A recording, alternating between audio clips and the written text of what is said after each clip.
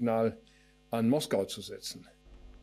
Moreover, the French President Emmanuel Macron has said the European and Ukrainian delegates to re-engage with the Russian President Vladimir Putin to find a proper framework to come to peace settlement.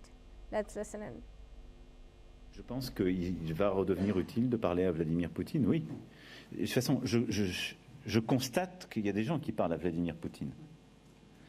Donc, je pense que nous, Européens et Ukrainiens, on a intérêt à trouver le cadre pour réengager cette discussion en bonne et due forme.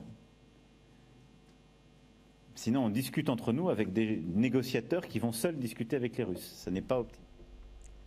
And now let's welcome Irina Sukerman, who's a senior journalist, to join us in this discussion. She joins us from New York. Thank you, Irina, for joining us here at NewsX World. Irina, finally, a plan to reconstruct a war-torn Ukraine, but instead of using the Russian assets, of course, Europe now deciding to loan the amount to Ukraine. But is Ukraine in a capacity to repay that loan anytime soon? Probably not. Still, it's a significant political signal, despite the fact that it's demonstrating a very deep structural limit to Europe's approach to long-term war financing. It allows the EU leaders to project unity and resolve when the battlefield pressures and donor fatigue are growing, and reinforces the message that Europe intends to remain Ukraine's primary economic backstop, regardless of shifting political winds elsewhere. But unfortunately, it also represents a compromise born of constraint rather than ambition. While the headline figure appears substantial, it actually falls well short of the scale that would be unlocked by fully leveraging the frozen Russian sovereign assets. Several EU member states acted as spoilers and claimed that they are afraid of setting legal precedents that could undermine confidence in European financial systems or expose them to future retaliation. The result, of course, is that the funding structure now relies on complex borrowing mechanisms rather than direct asset seizure. So, Chancellor Merz is framing this aid as a clear signal to Putin, but most of his messaging is actually more to the European audiences than to Moscow, to reassure voters and markets that Europe is not retreating under pressure. But the inability to agree on using frozen Russian assets actually highlights some of the fractures between the countries inside the EU, and the fact that they're still prioritizing legal caution, and while others are favoring bolder political action, creates, a different sort of message from Moscow. Now, Ukraine is not likely to repay that loan anytime soon, and that actually creates another fissure point, precisely because removing Russian frozen assets would make the support for Ukraine easier to sell at home for Europeans. So this tension is continuing to shape EU policy, and the fact that there is no consensus actually reflects very, very differing threat perceptions across Europe. You have countries that are far less affected by the war, that are more reluctant to do this, and then the countries that are direct stakeholders and are being increasingly affected by the drone incursions and other sabotage and hybrid war activities by Russia. So we are seeing a very complex picture here. And how will Zelensky, in your opinion, react to this loan? Do you think he'll readily accept it or put forward his concessions and, his apprehensions? I will be grateful for any help and support. I do think he will be disappointed that there are countries that still have not understood the need to prioritize direct and quick assistance over at this time. But I also think that he will keep working at this issue and not give up, and perhaps come away at some point with both. I think if the situation continues developing as it does, with Russia increasingly exporting hybrid warfare all over Europe and not just to Ukraine, I think that the resolve of these countries will be gathered much more quickly if this situation continues. And I do think more and more countries will become affected by these activities. I think eventually they may be forced to reconsider their priorities. All right. Thank you, Irina, for joining us and sharing your opinion on that. And we now move on, viewers. US President Donald Trump has asked Ukraine to move quickly on a peace settlement deal to end its ongoing Russia war. Let's listen in. Close to something, but I hope Ukraine moves quickly. I hope Ukraine moves quickly because Russia's there. And, every time they take too much time, then Russia changes their mind. 27,000 soldiers were killed last month.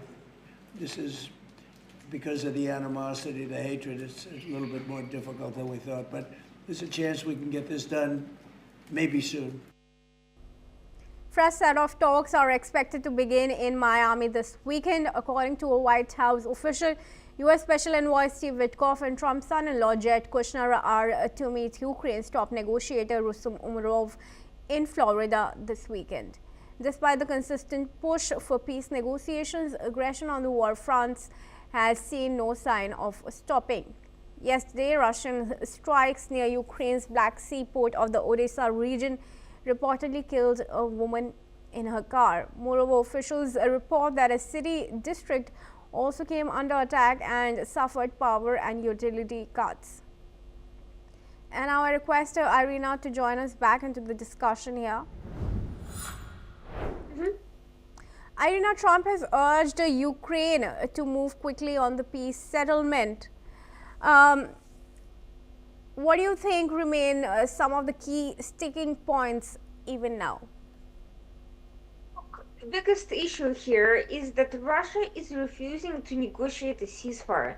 It demands 100% concessions from Ukraine in exchange for complete cessation of the war without resolving any of the underlying issues except as a concession from Ukraine. Serious negotiations don't work that way, especially since Russia does not have overwhelming control over Ukrainian territory. In fact, it's in a worse position now than it was at the start of the war.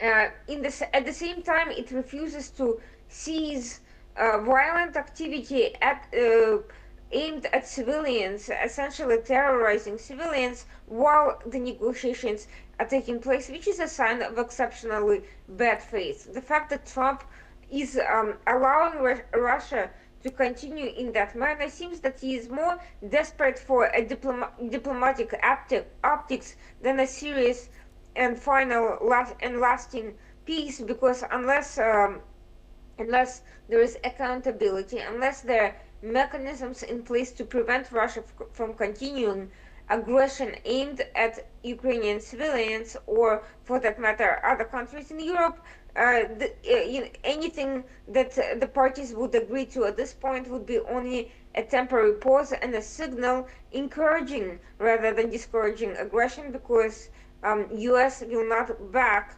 the parties that were wronged. It will continue to side with aggressors and demand quick peace and a rush to sign off on agreements that are not necessarily worth the paper they're printed on. We've seen Russia violate agreements time after time.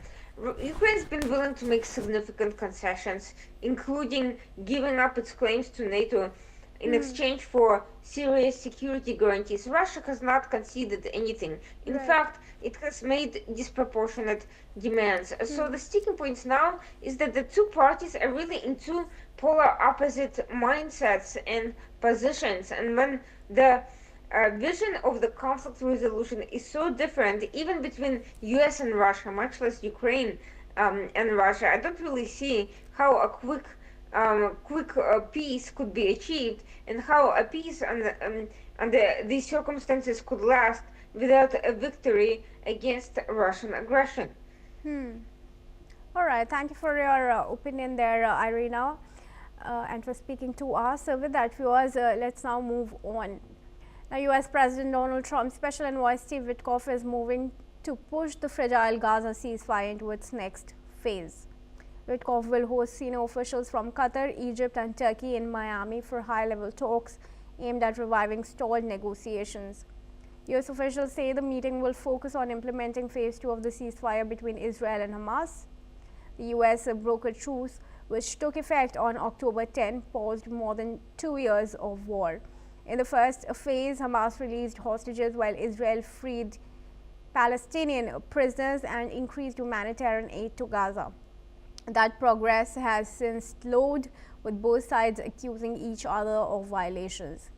Phase 2 calls for an international security force, a technocratic governing body for Gaza, further Israeli troop withdrawals, and the disarmament of Hamas. None of those mechanisms are yet in place, and Israel has raised objections to some participants. US President Donald Trump has also indicated that he may meet Israeli Prime Minister Benjamin Netanyahu in Florida next week. Let's listen in. Yeah, he would like to see me. We haven't set it up formally, but he'd like to see me. We've had great success. Peace in the Middle East, aside from everything else. We now have peace in the Middle East. Yeah, he'll probably come to see me. Yossi Kapurwasa, who's an Israeli intelligence and security expert, now joins us live from Tel Aviv. Thank you, Mr. Kapurwasa, for speaking to us here at NewsX World. Mr. Kapurwasa, now how is this ceasefire plan expected to proceed to the second phase when there have already been violations in the first one?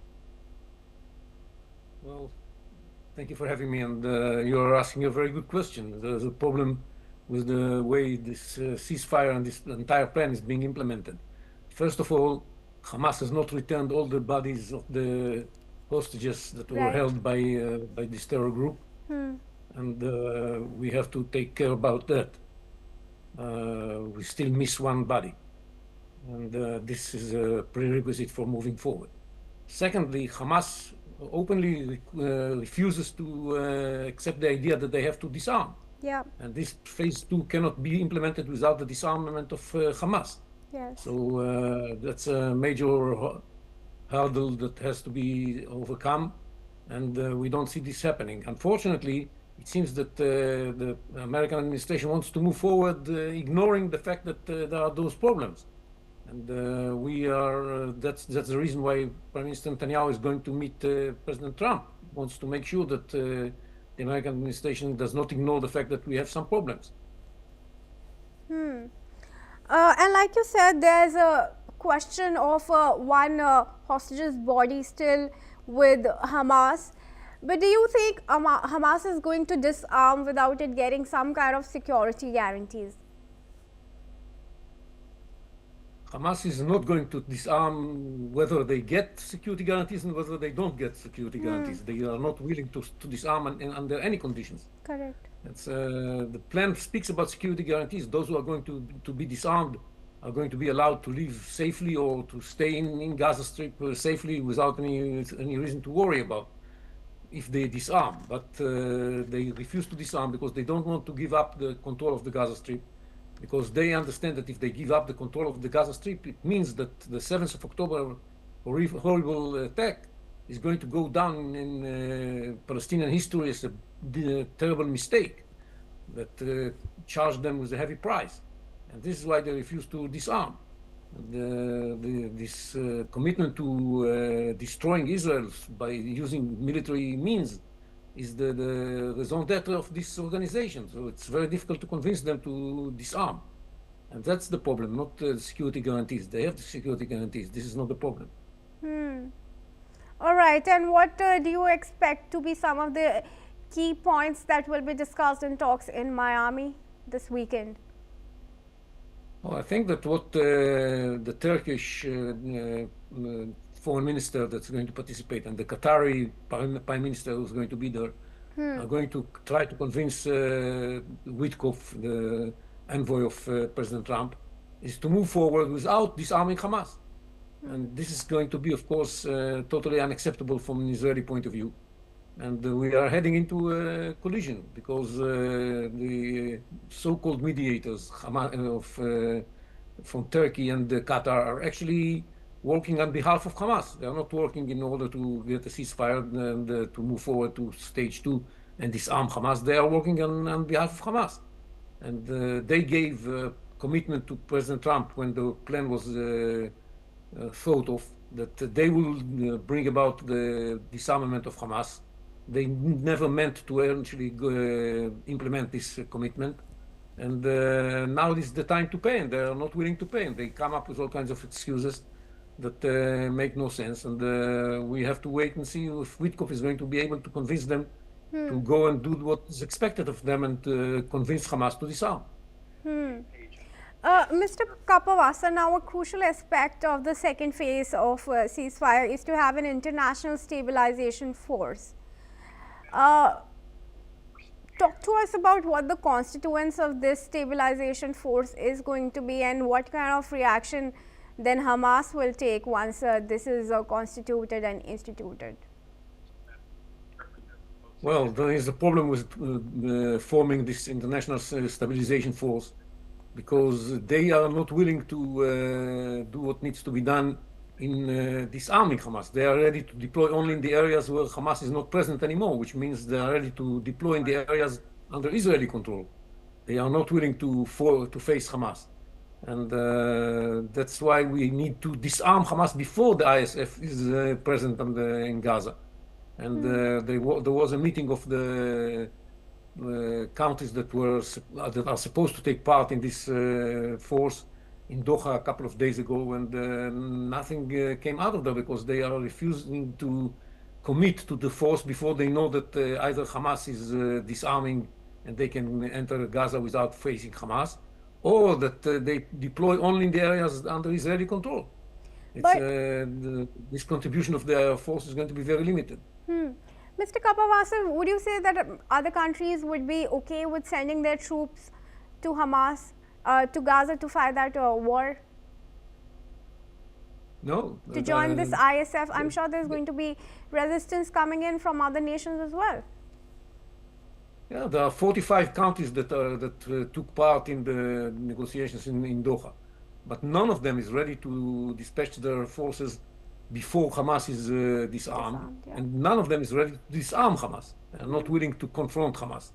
So they say we are ready to give all kinds of contributions, whether it is soldiers, training, financing, whatever, only once Hamas is out of power or in the areas where Hamas is not in power. And this means that the stabilization force is not going to be peace enforcing force, but a peacekeeping force. And so for that, there's got to be peace before they come to keep it. And there's not going to be peace unless Hamas disarms. And Hamas refuses to disarm. So this we are caught in a vicious circle that prevents any movement with the plan. All right, thank you very much for now, Mr. Kapawasa, for joining us in this discussion. And with that, viewers, we're going to proceed in the bulletin. We're getting some breaking updates.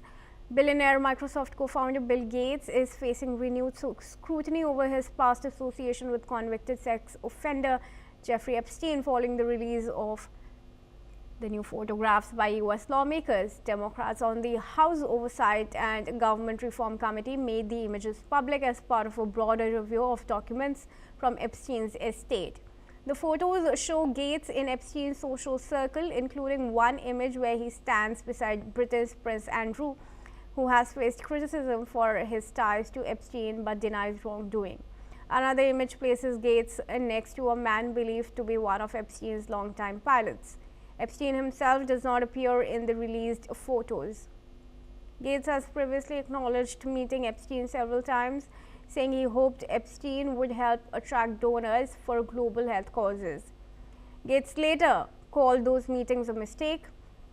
His former wife, Melinda French Gates, has also said that she strongly opposed the relationship and described Epstein as deeply disturbing, adding that it contributed to their divorce.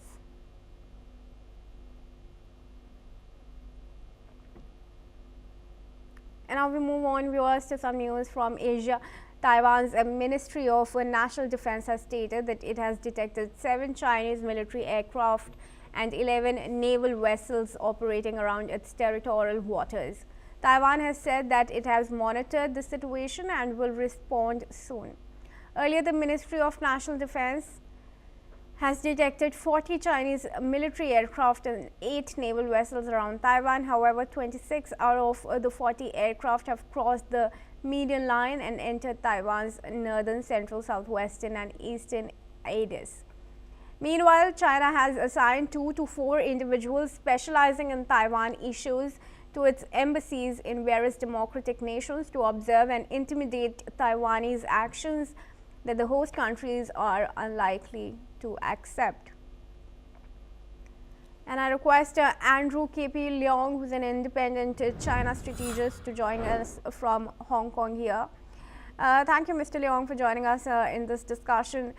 Mr. Leong, would you say that China will now claim that these vessels and aircraft there are only part of a routine exercise and not one to circumvent Taiwan? Well, the most recent doubling down of the projection of China's military power across the Taiwan Strait is a response to evolving dynamics in the theater. The most recent dynamic is the release of the national security strategy by the United States. That strategy released about a couple of days ago or less than a week ago stresses the continuing importance of the Asia-Pacific theater to the United States confrontation with China, doubling down on the first island chain, and then strengthening the U.S. forces in the theater, and also strengthening Americans' military allies with Japan, with the South Korea, with Australia, with Philippines. You could look at the whole Asia-Pacific theater. That's a very strong lines of encirclement of China. Not least, of course, there's the first island chain center in Okinawa, the second island chain center in Guam. So that's the first response. Beijing is doubling down on showing its military muscle in the very theater that threatens its own territorial integrity and also economic safety, because China depends on the Asia-Pacific for the importation of oil, energy, and trade. The second dynamic that is changing is, of course, Japan's recent provocative statement on Taiwan, saying that any kind of Taiwan military conflict would be regarded as Japan's existential threat, and compelling Japan to respond militarily. Now that signals a revival of Japan's militarism. Despite the Japanese Constitution, which was enacted immediately after Japan's surrender during the Second World War, and that, of course, complicates Beijing's unification project. The unification project is still based on peaceful unification, but is to be achieved through 3 separate trends. The first is, of course, military deterrence, as I've explained. As the second is economic and diplomatic isolation of Taiwan. Very few, less and less countries recognize Taiwan, and Taiwan's economy still depends on China to a very large extent. The third is through peaceful people-to-people exchanges. The two peoples keep on visiting one another, and business opportunities are being created on the mainland to attract Taiwanese investors and the Taiwanese people. As the two peoples continue to interact, the realization that although the two systems are different, that's not the end of the world. That's why at the latest public opinion survey in Taiwan, which was conducted less than a month ago, asking the Taiwanese people that if push comes to shove, are they prepared to take up arms to defend Taiwan? Now, 52% of the Taiwanese people do not, repeat, not want to defend Taiwan.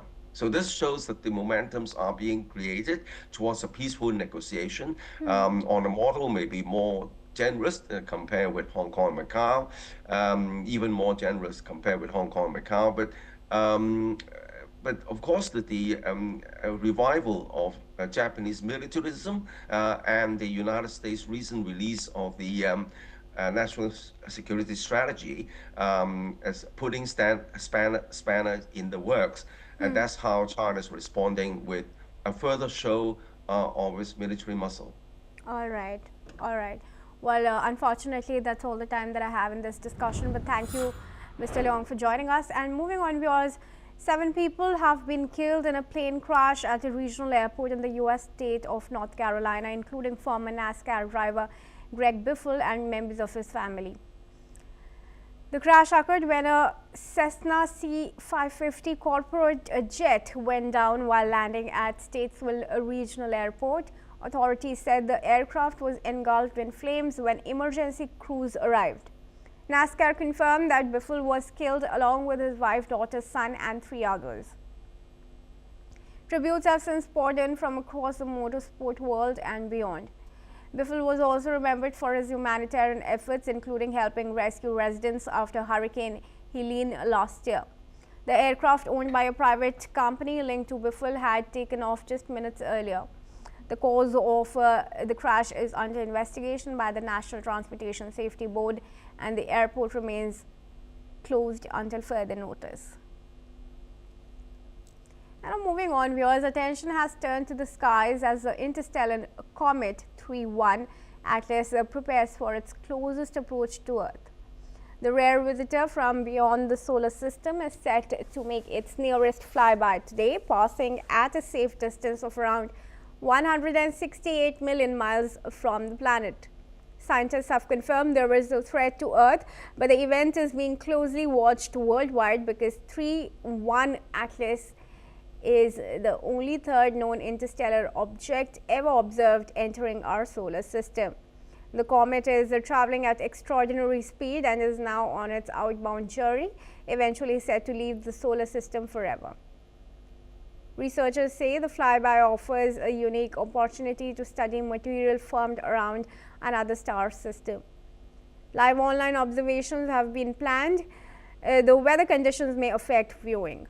Once the comet passes, it will not return, making this a once-in-a-lifetime moment for astronomers and space enthusiasts.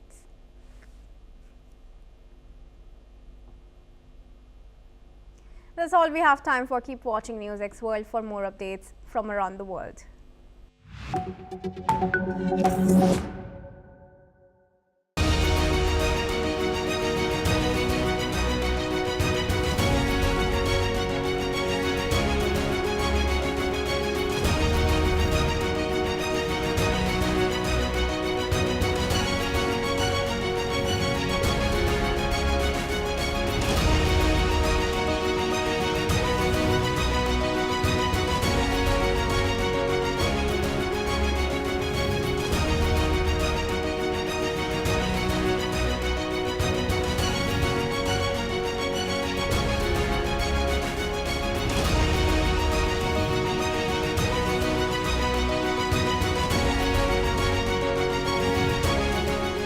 In the midst of death, life persists. In the midst of untruth, truth persists.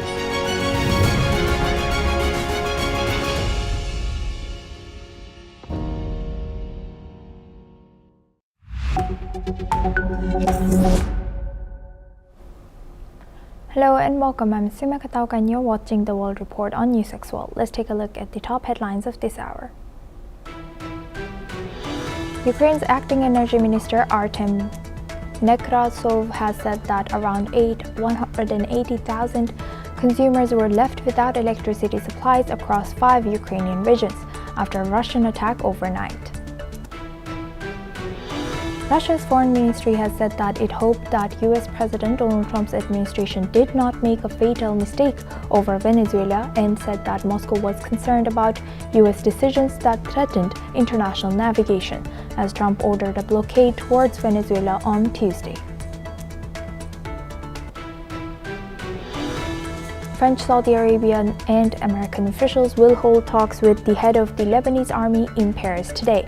The talks are aimed at finalizing a roadmap to enable a mechanism for the disarmament of Hezbollah as Israel continues to breach the fragile ceasefire.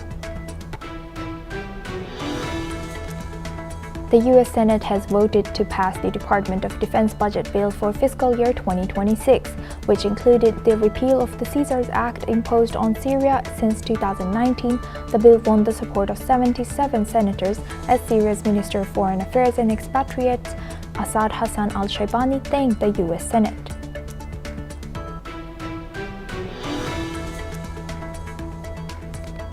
The World Bank and Syria's Ministry of Agriculture has begun discussions on a support program aimed at addressing key priorities in the country's agricultural sector. They met via video conference, including Isabel Liu, the bank's agricultural sector lead for Syria and Lebanon. British police said a court hearing for Britain's Duke of Marlborough, Charles James Spencer Churchill, is charged with 3 counts of international strangulation was adjourned. However, a new hearing date has yet to be set. The United States has approved a record $11.1 billion arms package for Taiwan, including HIMARS rocket systems. This comes as Taipei plans an additional $40 billion in defense spending, which could further strain U.S.-China relations. The rebel movement M23 has announced its exit from the strategically important city of Uvira in eastern DRC. This reportedly comes at the request of American mediators in the conflict between the M23 and the armed forces of the DRC.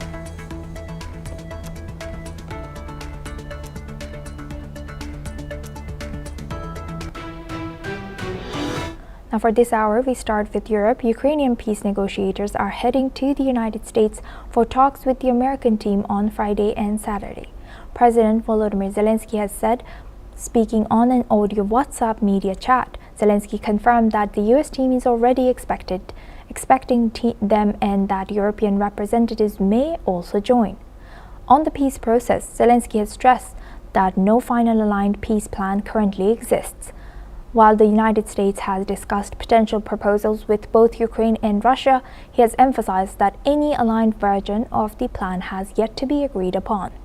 President Zelensky has reiterated the importance of international support to strengthen Ukraine in case Russia continues its aggression, highlighting the ongoing uncertainty in the negotiations. Now for this discussion, we welcome Professor Vasilin Popovsky. He's a professor and vice dean at Jindal Global Law School, joins us live from New Delhi. Thank you very much, Professor, for joining us again. Good to see you. Now, how do you think how aligned are European nations with Ukraine, and how do you think how aligned are Ukraine with the U.S. right now? We had a very successful meeting in Europe, in Berlin, back on Monday this week. And as a follow-up now, the Ukrainian delegation is heading to Washington for meetings tomorrow and Saturday with the US team. In terms of conditions for the peace plan, we see quite a significant change from the initial plan of 28 points. Now the territorial concessions are no longer there. There are talks about security guarantees for Ukraine, and these are very firm. Well, there is no membership in NATO, but effectively the Article 5 protection of NATO treaties there in terms of any future attack by Russia will be regarded as kind of an Article 5 violations, and accordingly the NATO members will be supporting Ukraine for its territorial independence and political sovereignty. So basically, it will not be a full membership in NATO, but everything else in terms of security guarantees Ukraine will get. Also, importantly, the Ukrainian army will be of the size of 800,000 soldiers, which is the biggest in Europe. It's much bigger than Germany. And that's also a significant agreement between the European countries. And nobody can change that. Donald Trump cannot change it, Vladimir Putin even less. What the Europeans decide that back in Monday this week will be there, and that's good for Europeans as well, because they need their own security to be protected against possible Russian attack in the future. So what has been achieved in Europe, not the least to say that also the frozen Russian assets, the Russian oligarchs who benefited from the invasion in Crimea back 11 years ago and the invasion in Ukraine back 3.5 years ago, are also to be spent on Ukrainian reconstruction after the war. And that's also a significant amount of money. Billions will the Ukrainians to reconstruct their country after the war.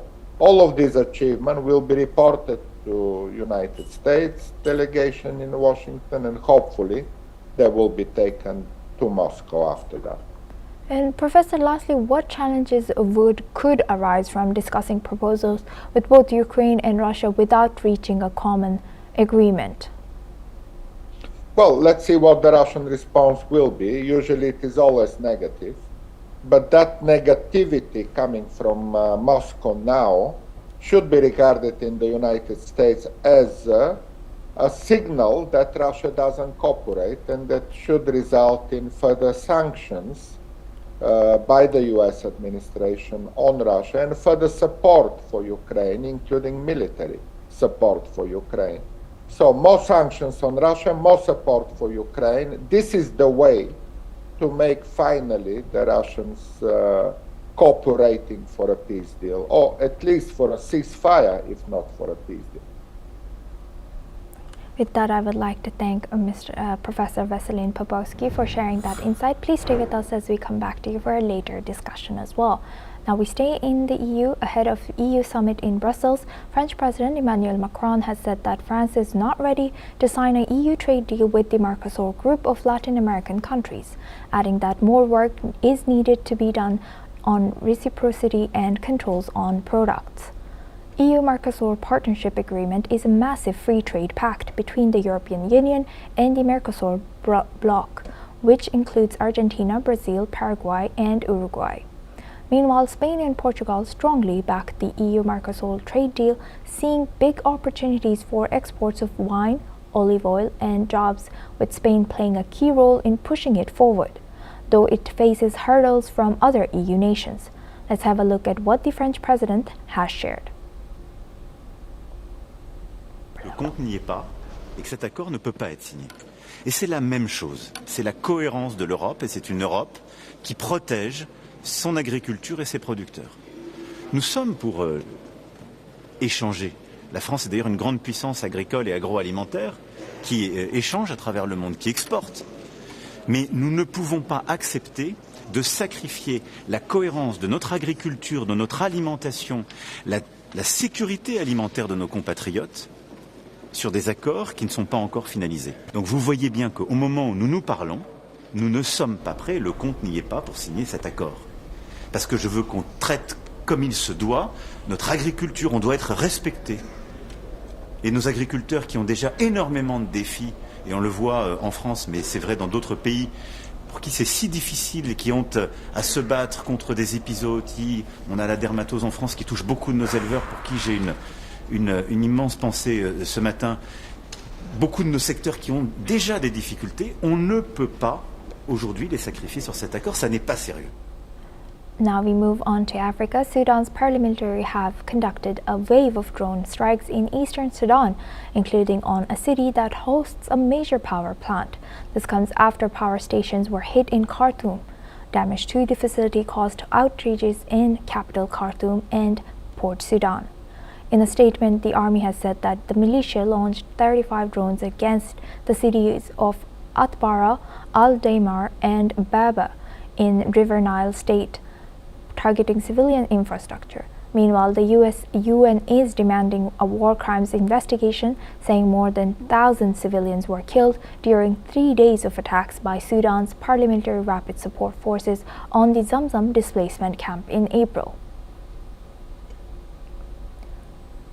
Now for this discussion, we welcome Retired Major General Sudhakarji, he's an international relations expert and defense expert, joins us live from Jaipur. Sir, you're in Jaipur today. Nice. Major General, looking at this now, what should the world do, even UN do? If this is continuing and it's escalating and just the civilians are getting hit by this impact, being impacted all over? Very, very insightful and pertinent question you have raised, Asoma. Good evening. Thank you for getting me to your show. That is the moot question for everything that we are witnessing, whether it is Israel or Ukraine or Sudan or any place or in Central Africa. What should the world do? The world should do what people actually want to be done.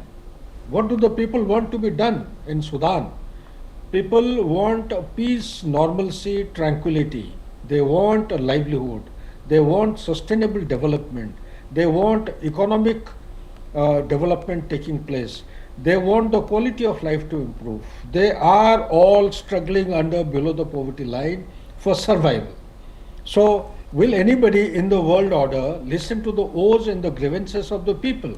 No. I am afraid the blunt truth is there is no organization worth its name in the world today. Call it anarchy, call it failed state, call it ineffective, apex transatlantic organization, call it double standard, call it by any name. Unfortunately, there are none. Yet, all is not bleak at the end of the tunnel. There is some glimmer of hope. At least something is better than nothing. At least the United Nations is existing. At least the United Nations Security Council is existing. At least there is some mandate. There is some wisdom. Problem starts when we make promises and commitments with double standards which we are unable to implement on ground. Sudan criticality and situation, people haven't understood. I am sorry to say, in the world order, those who are taking decisions, if they know it, well, it's a very welcome development. But if they don't know it, they need to actually diagnose the problem like a doctor does when a patient goes to him with a disease and with a symptom. What is the main disease in Sudan taking place? People will say different things with different meaning and different interpretation. For me as a military man, I would say I would favor the statement, the stakeholders are two as on today. The military ruler, that is General Burhan, and the RSF leader is General Dagalau. Now General Dagalau and Burhan, they had an understanding, and Burhan had been insisting that they must have one nation, one army. And to have one nation, one army, RSF under General Dagalau must get integrated with the army. But of late there have been differences in opinion. The General Dagalau or the RSF does not want to get integrated, and he wants to have independent and autonomous responsibility to discharge his mandate. It is a very powerful paramilitary force under him, but at the same time there is a immediate requirement for Sudan, if at all it is looking for some kind of peace, tranquility and development and progress of the society. They have to have the concept which has been outlined by both the leaders, and mindful of the fact, Asoma, if you allow me another line or two, that country has gone through a dictator's rule for almost about 29 years, if I recall correctly. And both these people together, they had actually gone in for a military coup.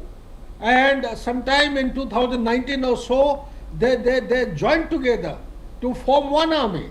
There was a union of effort, union of understanding, and in 2023 they have fallen apart.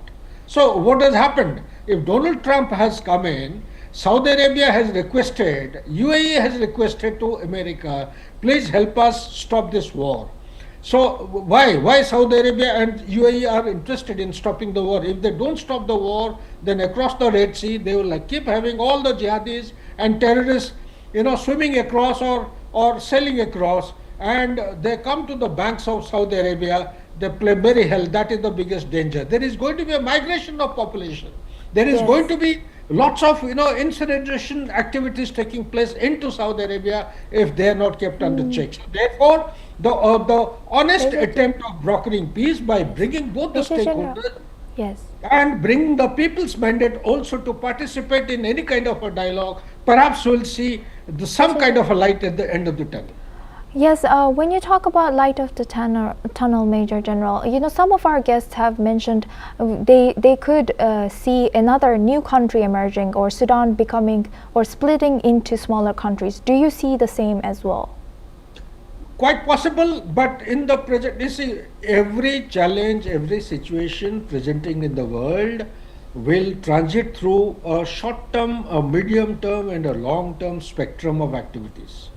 What we are witnessing today will always trigger those kind of perceptions and understanding which you have just communicated. It will break up into small little states or sub-states. Well, it is very easy to say, but army is army. Army is the last bastion of any kind of a republic or any kind of a democratic country, no matter what kind of rule is going on. Army is the one which holds the country together. As long as my understanding, my take is, the army is existing, whether it is General Burhan or anybody else, I personally feel that short-term challenges will be overcome effectively. He will be able to galvanize the trim, galvanize the country and keep it together and united despite all challenges and all predicaments coming. However, there are forces inimical. Inimical means there are forces, yes. I am sorry to take the name, the inner story, hidden story behind this is, wherever there is oil, wherever there is drug money, wherever there is money out of pharmaceutical, wherever there is industry for defense manufacturing products, you will willy-nilly find some untold agency of Western Hemisphere deeply involved 100%. In this, looking for market for generating revenue for its own country's economy. So if those kind of double standards and involvement is prevailing, I am sorry, nothing can be done. General Burhan can hang his boots, go home. So as General Dagwal, nothing is going to happen. It has got the huge potential to break up. But I still, as a military man, hold firm hope and some kind of optimism for this country not to break up, because it has got the gold mine, it has got the oil, it has got reserve of gas, and it has got a thriving, I would say, a potential, yes. For an agrarian society. That is what is going to hold out for good in future, in times ahead. Yes, hopefully. Thank you very much for highlighting, and I completely agree with you. With that, I would like to thank retired Major General Sudhakarji for joining us today and sharing that insight all the way from Jaipur. Thank you very much. Now we move on to Australia. Australian police has intercepted 2 cars in Sydney after receiving a tip that a violent act may have been planned in an operation that comes just days after the deadly Bondi attack. Authorities say the vehicles were stopped in Liverpool in the city's southwest, where heavily armed tactical officers detained 7 men who are now assisting police with their inquiries. New South Wales Police has said that the action was taken after information suggested a possible violent act, but stressed that at this stage there is no identified link to the ongoing investigation into the Bondi terror attack. Images from the scene showed police in camouflage gear, damaged vehicles, and several men zip-tied on the roadside as officers secured the area. Reports indicated the intercepted cars carried Victorian number plates.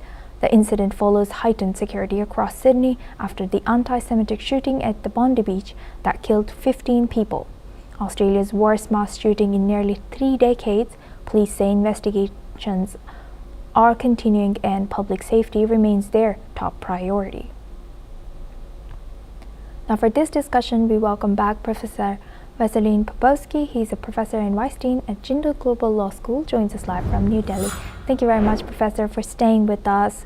Now looking at this, what more can you tell us, and how does this use of heavily armed police operations following the Bondi attack, how do you think this was necessary for the safety and security in Sydney?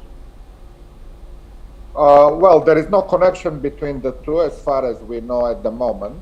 The police received a signal and obviously took the necessary action to prevent potential crime. That's happened every time in every country.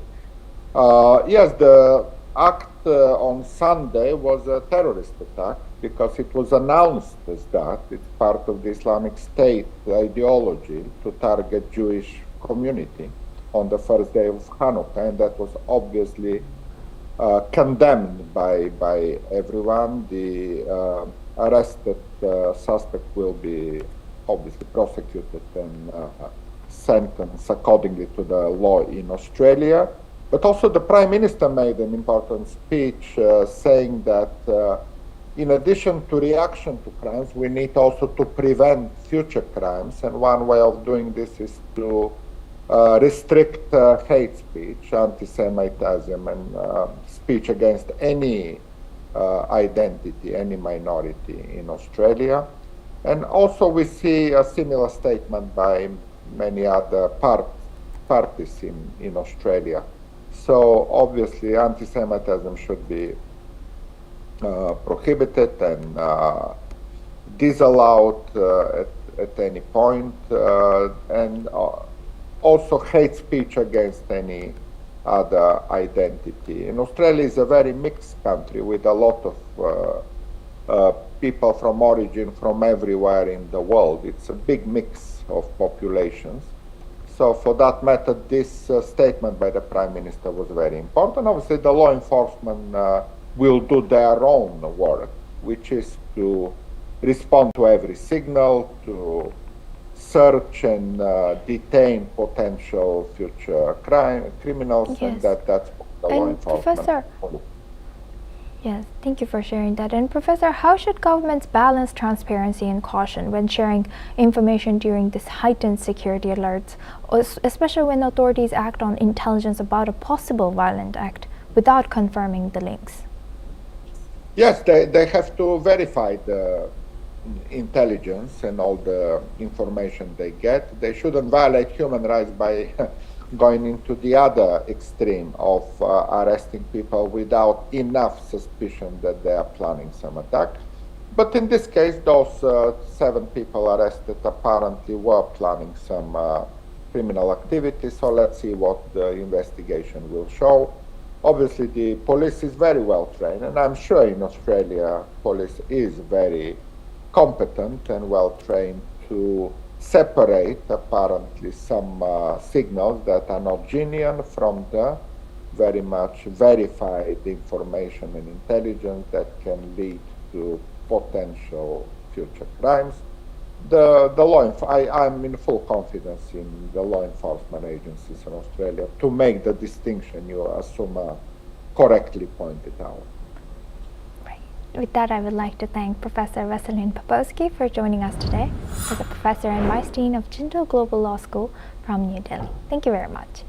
Now we move on to our next news. Micron Technology's share rose to 9% in pre-market trading after the US chipmaker delivered an outsized quarterly profit forecast, underscoring its leadership in the high bandwidth memory chip market as prices surge.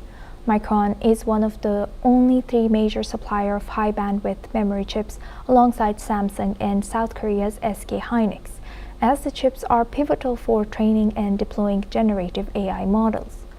The company has forecasted the second quarter adjusted profit at nearly double of the Wall Street expectations, underscoring how Micron is capitalizing on global supply crunch for memory chips amid booming demand from data centers, propelling its shares higher by about 168% so far this year. Meanwhile, Micron's CEO Sanjay Mehrotra has said that he expects memory markets to remain tight post-2026, and that in the medium term, while Micron expects to meet only half of the 2/3 of demand from several key customers. That's all we have time for. Keep watching NewsX World for more news updates from around the world.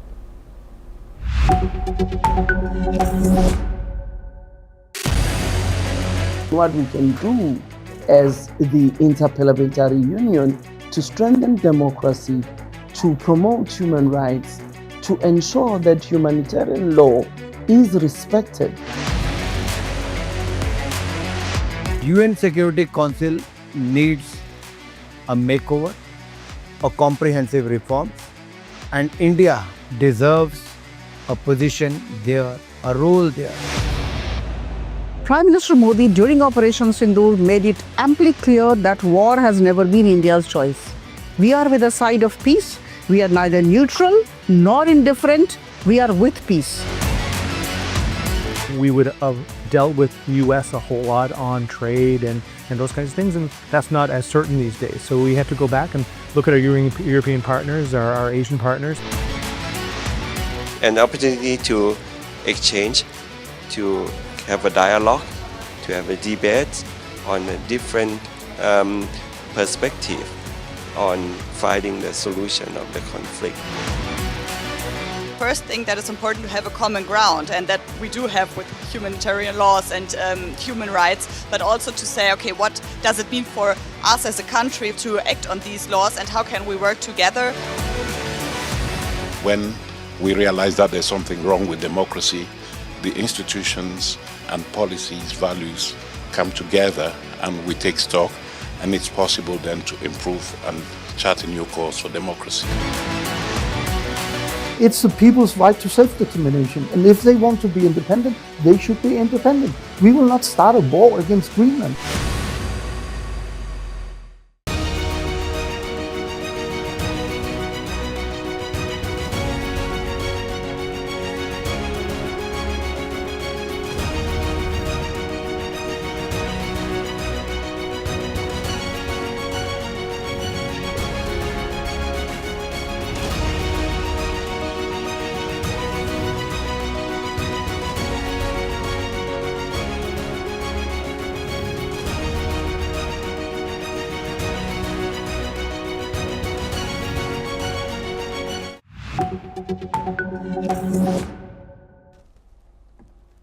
Hello and welcome. I'm Kriti Mehta and you're watching the World Report on News X World.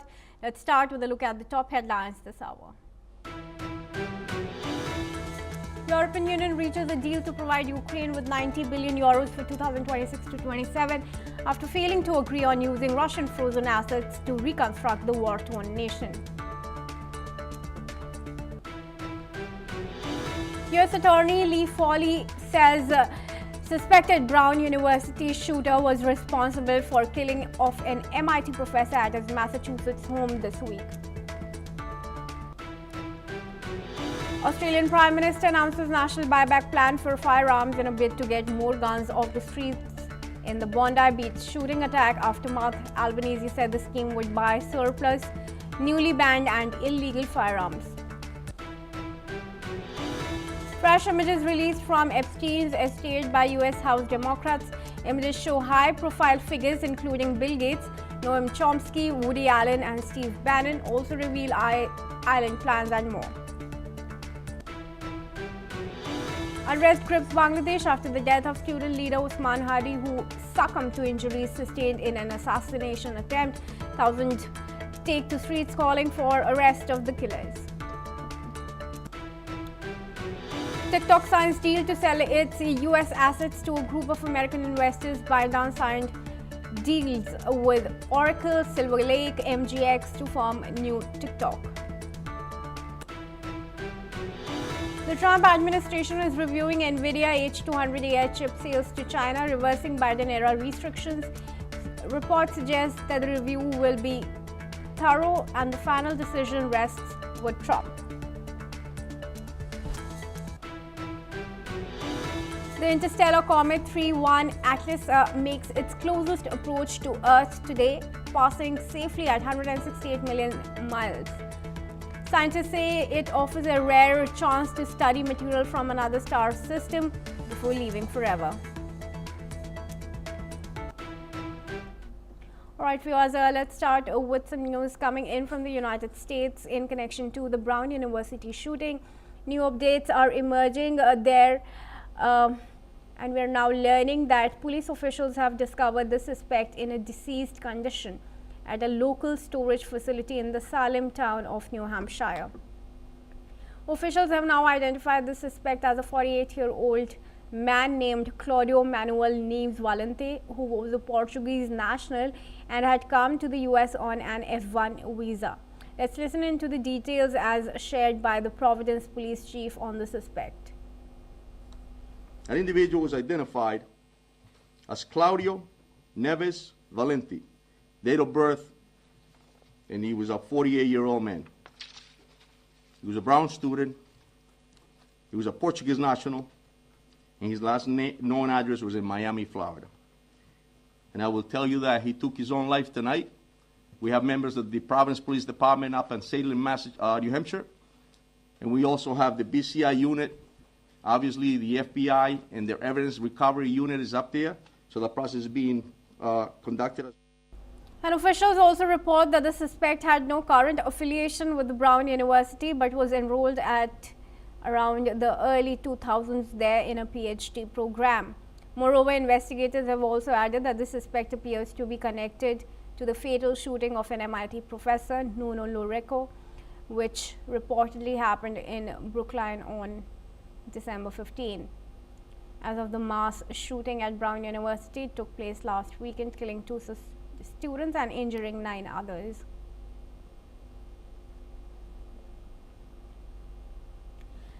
And viewers, joining us in this discussion is Gautam Mukherjee, who is a senior journalist and joins us live from New Delhi. Thank you, Mr. Mukherjee, for joining us here at NewsX World. We appreciate you taking time out to speak to us. Mr. Mukherjee, now details emerging in connection to the shooting at Brown University, and of course a key link with the killing of the professor at the MIT University just last week. It's been suspected, as per a US attorney, that both the incidents were perpetrated by the same suspect, who has now been found deceased. How much do you think do these incidents have to do with a case of hate crime? It looks more like resentment than hate. The killer deceased was also a student, and he killed a particular professor that he probably didn't like.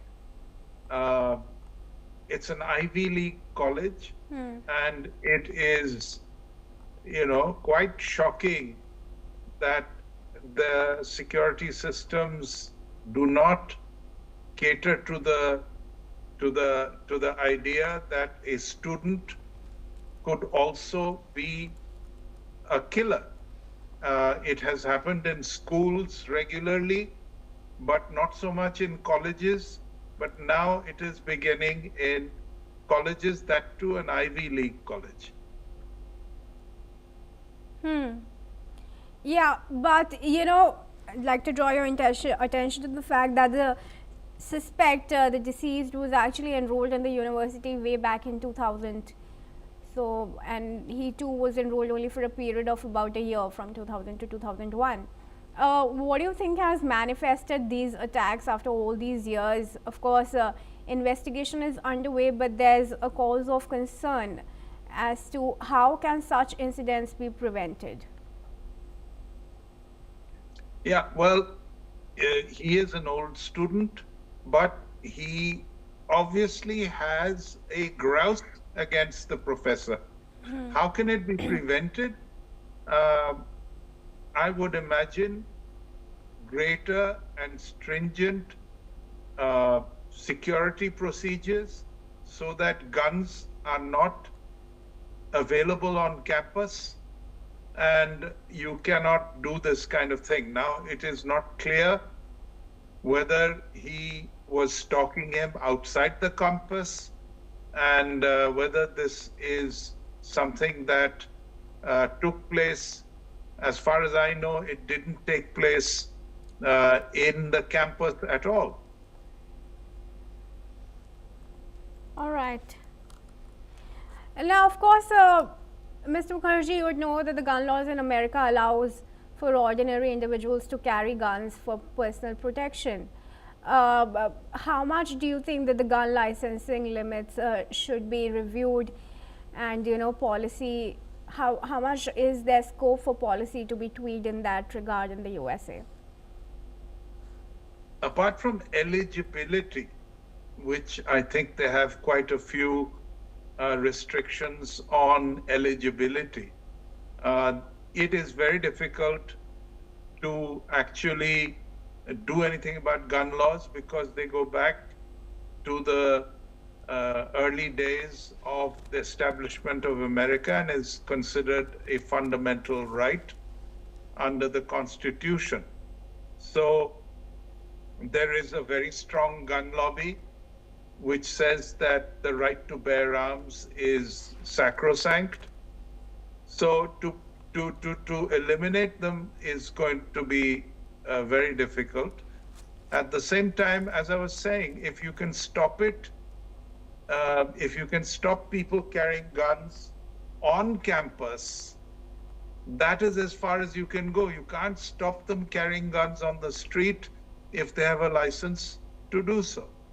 And even if they don't, a lot of people have unlicensed weapons as well.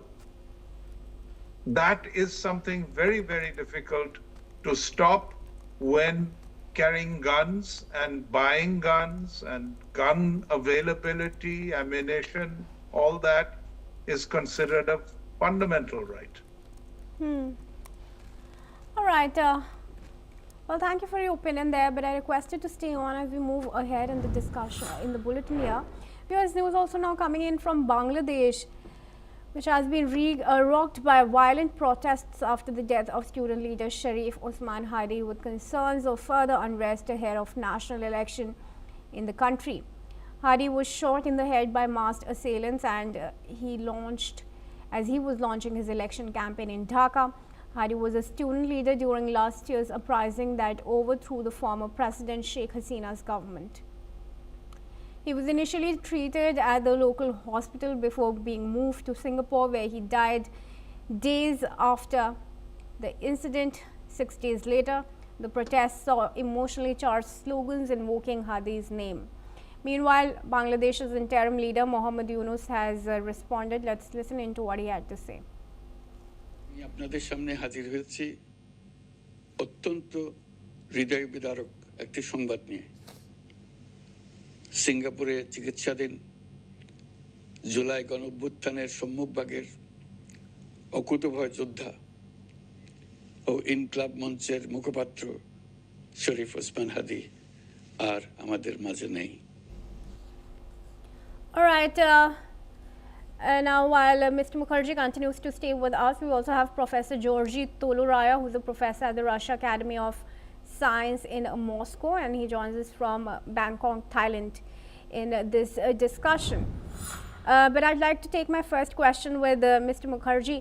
Mr. Mukherjee, now with the killing and the unrest that has followed the killing of the student leader, how do you think it's going to affect the upcoming elections in February?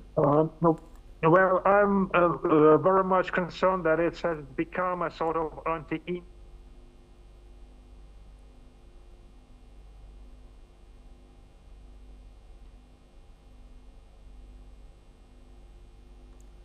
All right. No, Professor Georgie, I requested to go on. Hello? Yeah, please continue. Yes, can you hear me now? Yes, I yes. said that it concerns me that this conflict have some foreign policy dimension, because the protest that Mr. Hadi led and was anti-Indian in nature, and somehow the India is blamed for his untimely and tragic death. So this gives a foreign policy dimension that the conflict within the Bangladesh may spill over to the international relation, which concerns me a bit. Yeah. All right, I'd like to take my next question to Mr. Mukherjee. I hope he's still there with us in the discussion here. Yes. All right. Mr. Mukherjee, do you think the incidents, the violent uprisings and this latest unrest that has gripped Bangladesh has also to do with growing Pakistan and Chinese influence in the nation? Well, I think there's a tussle going on between the Islamists who are backed by Pakistan and to some extent by China. They have been very central to the the Bangladeshi discourse ever since Sheikh Hasina and the Awami League were ousted.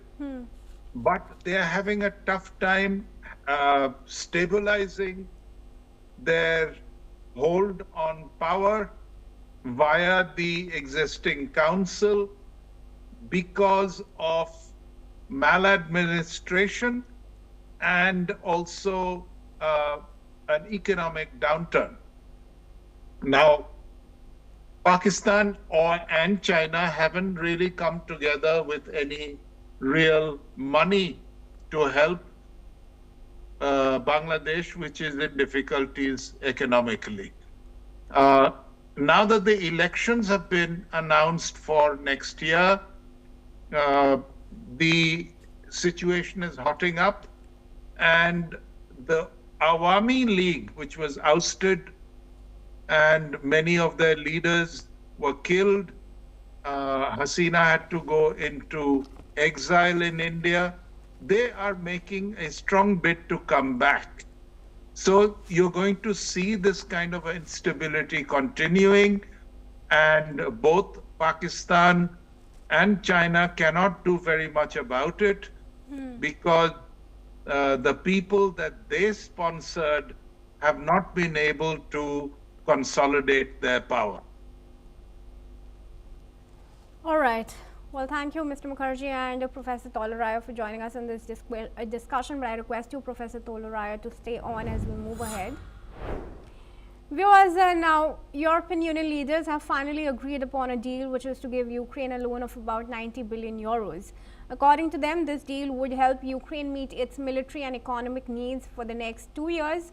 European Union chief Antonio Costa has recently shared in a social media post on X that the European Union leaders this time have been committed in finalizing a deal for Ukraine aid, and that they have delivered by agreeing on a loan which is now to be backed by the European Union bloc's common budget. Like the majority of European Union countries, the Belgian Prime Minister too has welcomed the agreement, calling it, quote, a stable, legally robust and financially credible European solution. Let's hear that. If Europe had walked away today without an agreement, we would not only have failed Ukraine, we would have failed ourselves. This is a brutal war. It's a war on our own continent. A democratic nation is fighting for its survival, and the security architecture of Europe is at stake here. Had we left Brussels divided today, Europe would have walked away from geopolitical relevance. It would have been a total. On the contrary, Hungarian Prime Minister Viktor Orban has expressed his disapproval on the agreement and even labelled it as a bad decision. Hungary is totally out of that. I think it's a bad decision. All the others, except the Czechs and Slovaks, think that it was a good decision. I think it was an extremely bad decision, which brings Europe closer to the war.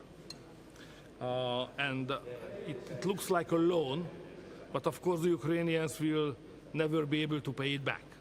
So it's basically a lost money. And those who are behind that loan will take the responsibility and the financial consequences of that.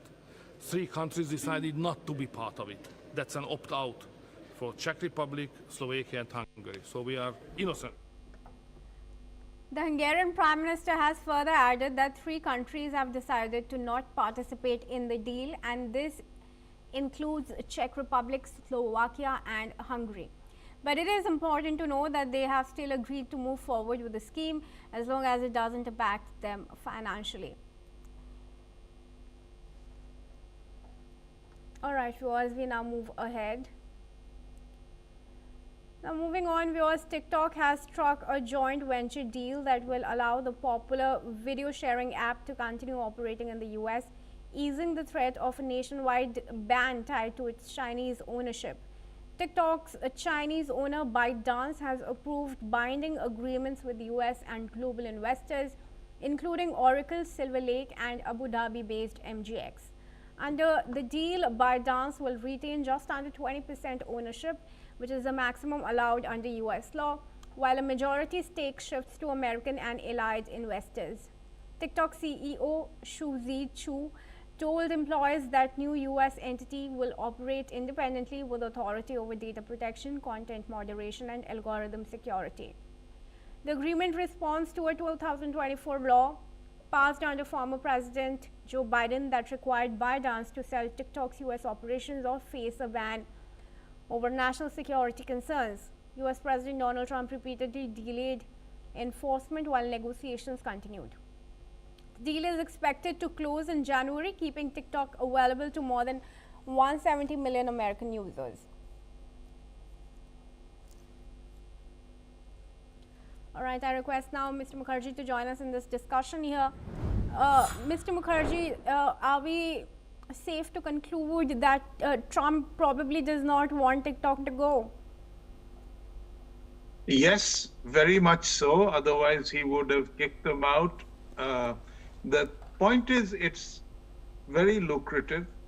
The reason why it was under pressure was because via TikTok, the Chinese, when they owned it outright, could gather a lot of information on its, as you said, 170 million users. So it wasn't just a commercial proposition, it could also be a spying issue. As a consequence, Biden wanted it out. Trump, being a businessman, instead was in favor of Americans and their friends buying it out. And that is what is happening now. So it will continue in America. It's a very popular platform. And it has very high earning potential. So it has been retained under new ownership. Yeah. All right. All right. For that, I thank you once again, Mr. Mukherjee, for joining us in this discussion. And now we move ahead, viewers. Japan's long-standing pledge to remain nuclear-free has been reaffirmed following reports that a senior security official suggested the country could acquire nuclear weapons. The official associated with Prime Minister Sanae Takaichi's office was reported to have said that nuclear arms might be needed to deter potential threats, although it was acknowledged that such a move would be practically and politically difficult. At a press briefing, it was stated by Chief Cabinet Secretary Minoru Kihara that Japan's nuclear policy remains unchanged and no comment was made on the remarks. Let's listen in. ついては承知をしておりますが、個別の報道の逐一についてコメントすることは差し控えさせていただきます。政府としては非核三原則を政策上の方針として堅持をしているということは申し上げておきます。戦後我が国は一貫して国際社会の平和と繁栄に貢献をしてきておりまして、こういう立場に変わりはございません。また我が国は唯一の戦争被爆国として国際社会と緊密に連携しながら核兵器のない世界の実現に向けて NPT 体制を維持、強化するための現実的かつ実践的な取り組みを進めていく考えです。核共有については仮に先ほど申し上げたような枠組みを指すのであれば、政府としては非核三原則や、原子力基本法をはじめとする法体系との関係、から、これは認められないと、そのように考えます。And it has been noted that public and political interest in Japan's 3 non-nuclear principles not to possess, develop or allow nuclear weapons has been rising. This has been driven by doubts over US security guarantees and growing threats from China, Russia and North Korea.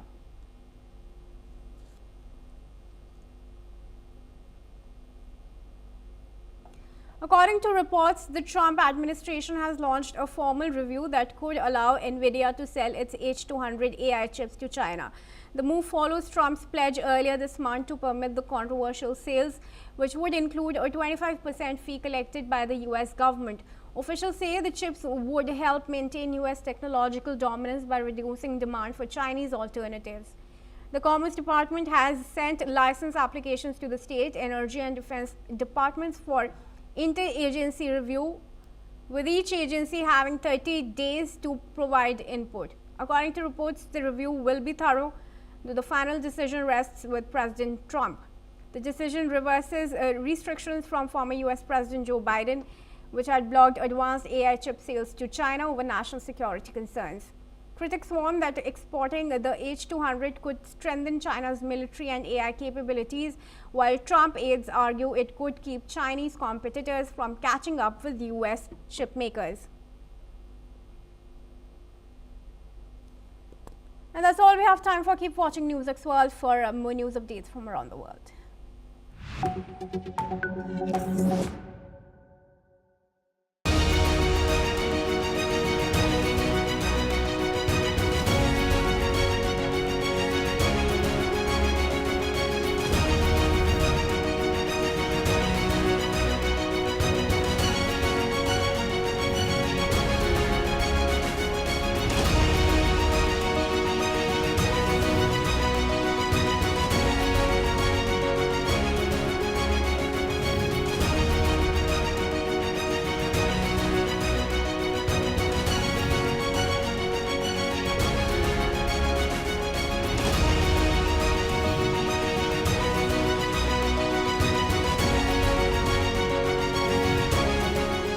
In the midst of death, life persists. In the midst of untruth, truth persists.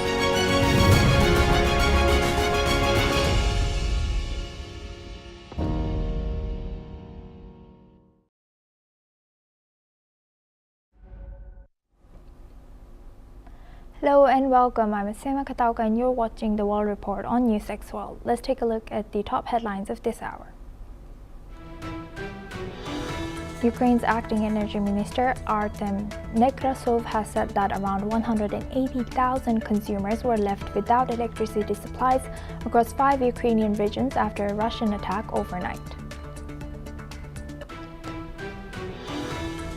Russia's foreign ministry has said that it hoped that US President Donald Trump's administration did not make a fatal mistake over Venezuela and said that Moscow was concerned about US decisions that threatened international navigation as Trump ordered a blockade towards Venezuela on Tuesday.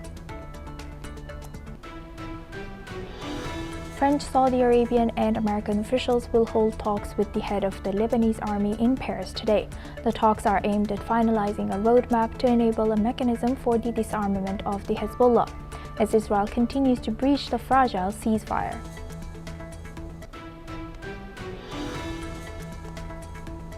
The U.S. Senate has voted to pass the Department of Defense budget bill for fiscal year 2026, which included the repeal of the Caesars Act imposed on Syria since 2019.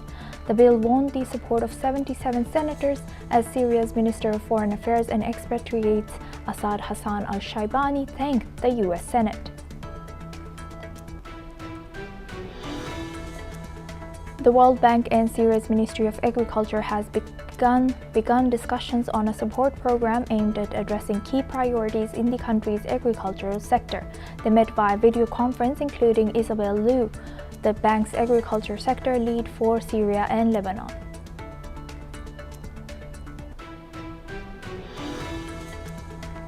British police said a court hearing for Britain's Duke of Marlborough, Charles James Spencer Churchill, is charged with 3 counts of intentional strangulation was adjourned. However, a new hearing date has yet to be announced. The United States approved a record $11.1 billion arms package for Taiwan, including HIMARS rocket systems. This comes as Taipei plans an additional $40 billion in defense spending, which could further strain US-China relations.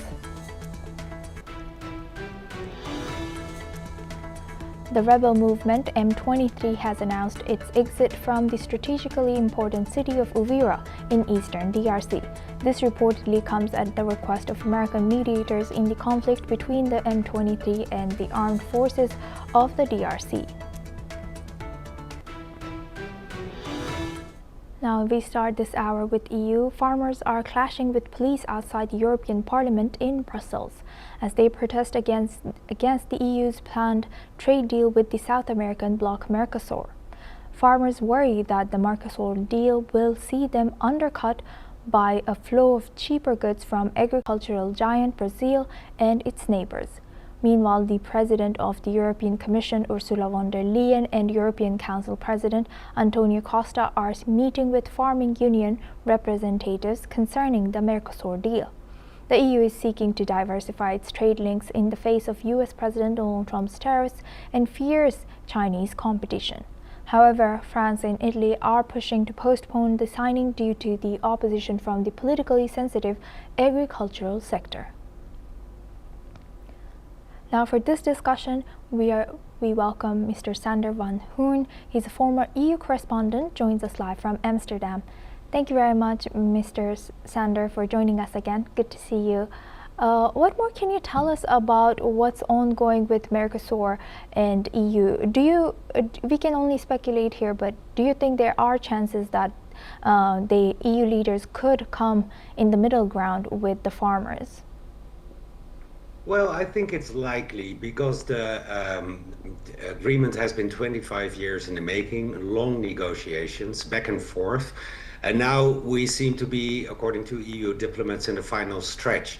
So the talk is about the adjustments that can be made last minute to accommodate the farmers, the angry farmers, for example, or the German car industry. But that's not so much changes to the actual agreement, to the trade agreement, but more internal agreements between member states to compensate, for example, those farmers. So as long as it's not about like the core of the text, I think maybe not this summit, but anytime soon there will be an agreement. Right. Thank you very much, Mr. Sander van Hoorn, for sharing that. Please stay with us as we stay on this topic. Now, farmers from northern France are joining a convoy of hundreds of tractors from across Europe driving towards Brussels to protest against the EU agriculture policy and trade deal with the South American bloc Mercosur. The protest targets in particular the proposed free trade agreement with the Mercosur bloc, which farmers say threatens their livelihoods as the deal will see them undercut by a flow of cheaper goods from agricultural giant Brazil and its neighbors. Now for this discussion, we welcome back Mr. Sander van Hoorn. He's a former EU correspondent, joins us live from Amsterdam. Thank you very much, Mr. Sander van Hoorn, for staying with us. You know, like you rightfully mentioned that this has been taking 25 years in making. So can I assume that in 25 years they have covered everything, including protecting the rights of EU farmers? So why are these farmers worried now? Because they are unhappy about more than one thing. Mercosur is of course a big stumbling block, but they are also worried about cheaper imports from Ukraine. An import exemption for Ukraine is also being discussed. And they're worried to changing agricultural policy of the EU in general. The way it's being financed, it's the biggest chunk of EU money goes to agriculture. So the way that is being financed, who gets money, on what conditions, that's all up for discussion. So farmers have been on the edge for a couple of years now, and Mercosur is just the latest worry they have, and therefore not only from France but also neighboring countries, they gathered in the Rue de la Loi, which is the big street connecting all the EU institutions, and it's exactly the place where the European Commission is, where the 27 member states are meeting as we speak. Right. And do you think that these people will be represented in the discussions with, you know, like I know that only 2 leaders will be joining the discussions with the agriculture representatives? Well, it's not the least leaders. For example, European Commission President Ursula von der Leyen has spoken with a delegation of these farmers, and there is talk about some exemptions for EU farmers when they are being confronted with cheaper imports from the Mercosur countries. So there is talk about compensating these farmers in case their worries may come true. But there's also bigger interest. For example, the German car industry wanting to sell cars in Latin America under these favorable conditions that are also in Mercosur. So that's why there's a lot of pressure to make this happen after 25 years, but indeed be sensitive to EU farmers and compensate them where possible. Very insightful. With that, I would like to thank Mr. Van Hoorn for sharing that. Please stay with us as we come back to you for our next discussion as well. Now we stay in Europe. French President Emmanuel Macron has said that Europe will present a unified position at this week's EU summit on financing Ukraine's war effort. EU leaders are expected to discuss using frozen Russian assets and providing Ukraine with financial support for its ongoing resistance. The discussion will focus on technical solutions, including loans, while ensuring solidarity among member states. Macron has emphasized that collective decision-making is essential to respect all countries' views. Let's listen in. Qui ont été mises sur la table par la Commission européenne et des discussions importantes qui ont été engagées pour utiliser ces actifs gelés russes. Je veux ici dire qu'on doit rassembler tout le monde. On trouvera une position qui permettra de décider. Et c'est pour moi l'objectif de ce Conseil. On doit donner de la visibilité à l'Ukraine, on doit permettre de continuer de mener l'effort de résistance et nous devons être là en soutien pour construire une paix juste et durable. En Européens, nous avons sécurisé l'immobilisation de ces actifs gelés. C'est une très bonne chose, ça s'est fait. Maintenant, on doit sécuriser un financement par un prêt. On va trouver la solution technique. Et donc, il ne faut pas se diviser sur des modalités techniques, il faut que chacun soit respecté et entendu. Donc on va avoir la discussion avec notre collègue belge, avec tous nos collègues. Moi je veux que le travail soit collectif, apaisé, mais je suis confiant sur le fait qu'on va trouver une solution parce que les Européens sont unis dans... The summit comes amid tensions with Russia. President Vladimir Putin has condemned European plan as piracy and property theft, while Russian officials have warned that they may seize remaining Western assets in retaliation. Russia's central bank also threatened legal action to recover both the value of frozen Russian assets and alleged lost profits. Now for this discussion, we welcome back Mr. Sander van Hoorn. He's a former EU correspondent, joins us live from Amsterdam. Thank you very much, Mr. Van Hoorn, for staying with us. Now, looking at this, what is President Macron's, emphasis on a unified European position? What does this timing reveal about current EU's approach? As some of our guests mentioned, they're very skeptical about EU's alignment towards supporting Ukraine further with frozen Russian assets, and some of our guests say that they are aligned. What's your take? I think they're aligned, but the matter is where to take the money from to support Ukraine. Like general collective loans by EU member states is out of the questions because, for example, the Netherlands are opposed to it. Just giving money to Ukraine is opposed by, for example, Hungary. But the problem is that as long as you take decisions that require unanimity, there's always countries against. So there are ways, for example, to do it with a qualified majority, but sidestepping Belgium that way, which is still opposing taking the frozen Russian assets as the base for a loan to EU countries. That is something Macron doesn't want to do. He wants to include Belgium because it's so important for them. And when he talks about this week reaching a decision, we're on Thursday now in the European Union, and that does not mean that they will finish today. It might be late into the night, but I've heard colleagues speak about finishing on Saturday, so it may take long. Right, and lastly, Mr. Van Hoorn, looking at what political risks does this mean if they decide to use Russian assets, frozen assets, and how might Russia's warnings of legal action and asset seizures, do you think this could influence the EU's decision? It depends whom you ask, really. I mean, like the countries that are really for taking these frozen assets say that eventually this money will have to be used by Russia to compensate Ukraine, so better use it now and there's no legal risk, they say.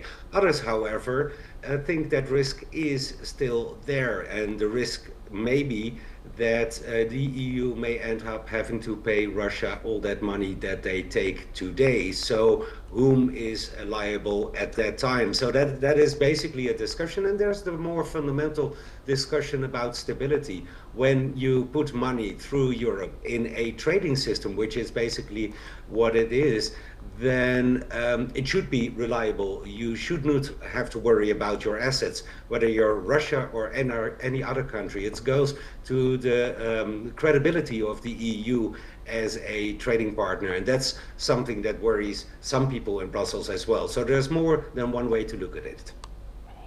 Very insightful and timely. With that, I would like to thank Mr. Sander van Hoorn for joining us today as a former EU correspondent from Amsterdam. Now we move on to Poland. Polish Defense Minister Władysław Kosiniak-Kamysz has announced that Poland has achieved full operational readiness of its Patriot air defense system, marking a key milestone in the country's integrated air and missile defense strategy. The Wisla program, Poland's top-tier air defense initiative, is built around Patriot missile systems, LTAMDS radars, and the IBC's S-Command network. Future phases will integrate systems like the F-35 into a unified air defense architecture. The U.S. ambassador to Poland, Thomas Rose, who attended the ceremony, has praised Poland's leadership in air defense. Now for this discussion, we welcome Mr. Keith Vaz. He's a former British minister, joins us live from London. Thank you very much, Mr. Keith Vaz, for joining us again. Good to see you. Now, how significant is this, and what does Poland's achievement of full operational readiness for its air defense system, what does this signal? Well, it's a good afternoon, Asuma from London. It's a big step. Poland has really come out of the shadows and become a leading European power under the leadership of Donald Tusk. And it's very clear that they don't want to leave it to the Americans and NATO and anyone else. They want to be in a position where they can defend themselves. So I think it's highly significant that they've managed to get this kind of capability independently without asking anyone else, but just proceeding as they have done on the basis that they've done it. So they should be congratulated for being able to do this. What they do with the system, of course, is a separate matter. We don't know. Presumably it's because of what's happening in Ukraine. They want to be on the ready side rather than any other side. So let us see whether or not they are used. But it is a significant step that they've decided to do this. 100%. And you know, when I see Poland leading in this particular race, where I cannot stop thinking that it must be trying best to not repeat what happened to it in Second World War and also First World War. What's your take? Well, the Second World War is a long way off now. It's 75 years, 80 years away. So you're right, this is a consideration for them, what happened then. But I think they're much more concerned, Asuma, with what is happening now. Now Europe is in turmoil, and therefore they feel it's really important that they should be independent and strong in their own right. And this is the right way to do it. It's their own money, it's their capability, it's on their soil. They're not involving anyone else in this. So Donald Tusk has learned a lot from his leadership of the European Union, and now we're seeing it really come to fruition. Yes, and do you think this will be followed by any other country in Europe? Well, I think Britain already has this capability, so has France. Germany, of course, has not. But who knows? The Visegrad 4, which are the countries that are near and around Poland, may all want the capability. But at the end of the day, who can pay for it, who can afford it, and what are they going to do with it? Poland is clear what it is going to do with it, but I'm not sure about other countries. Thank you very much, Mr. Keith Vaz, for sharing that. Please stay with us as we come back to you for our next discussion as well. Now, moving on to South America, the Kremlin has urged countries in the region to exercise restraint over Venezuela, warning that rising tensions could lead to unpredictable and potentially dangerous developments. Kremlin spokesperson Dmitry Peskov has emphasized that Russia maintains ongoing contacts with Venezuela, describing the country as an ally and partner. Peskov has noted that Russian President Vladimir Putin recently spoke with Venezuelan President Nicolas Maduro by phone. The call and ongoing dialogue highlights Moscow's close ties with Caracas amid increasing international pressure on Maduro's government. The statement comes as the United States has recently intensified diplomatic and economic measures against Venezuela, highlighting regional tensions and drawing Russia into the discussion. Now for this discussion, we welcome back Mr. Keith Vaz. He's a former British minister, joins us live from London. Thank you very much, Mr. Keith Vaz, for staying with us. Now, looking at this, can you tell us a little bit about why Russia has decided to, back Venezuela like this in public at this moment? Well, it's got a long history with Venezuela. This is not a new relationship that they've discovered. They are not a guarantor of the safety of Venezuela, but they are friends, and they must feel it necessary to speak up on Venezuela's behalf, because what is happening there is very difficult to fathom. What we seem to be seeing is that there is indiscriminate bombing of ships going through the going through the Caribbean, and people are very alarmed about that. So I would imagine this is a warning shot to the Americans that they should not do anything further on this. And how does Russia's this relationship, you said it's not just now, but it's a long-standing relationship with Venezuela. How do you think this affects regional stability in Latin America?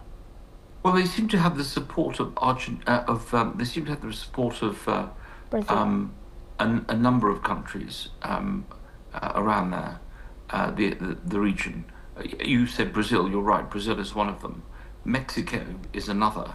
I think the president there has issued a statement saying, think again, go to the UN. So Venezuela is not a massively popular country in South America, but it does have allies. And the worry would be is, first you take down Venezuela and then they can come after you. So I think it is essential that they then take this matter forward and see what can be done. And in what ways does this ongoing dialogue, we only know about this phone call, but between Putin and Maduro, how do you think this is shaping international responses to pressure on Venezuela's government? Well, I think for President Maduro, this is very helpful to have President Putin ringing him, because it shows that there is support, and he will need that backing, because there are no other major powers backing him at the moment. Very insightful. With that, I would like to thank Mr. Keith Vaz for joining us today as a former British minister from London. Thank you very much. Now we move on to Africa. Egyptian scientists have discovered fossils of an ancient crocodile species in the Western Desert, shedding new light on crocodiles' evolution in North Africa. Paleontologists uncovered the earliest known member of the Drysauridae family, a group of long-snouted coastal and marine crocodiles that lived around 80 million years ago.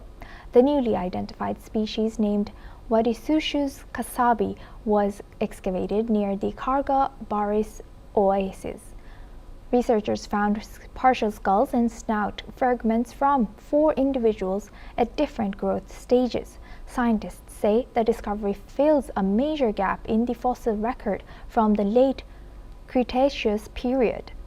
The reptile is believed to have grown up to 4 meters long, with a narrow snout and sharp teeth, traits that later helped similar species survive after the extinctions of dinosaurs. That's all we have time for. Keep watching News 6 World for more news updates from around the world.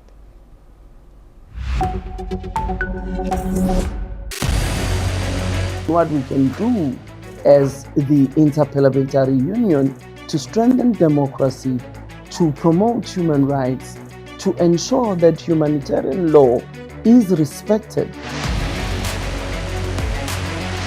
UN Security Council needs a makeover, a comprehensive reform, and India deserves a position there, a role there.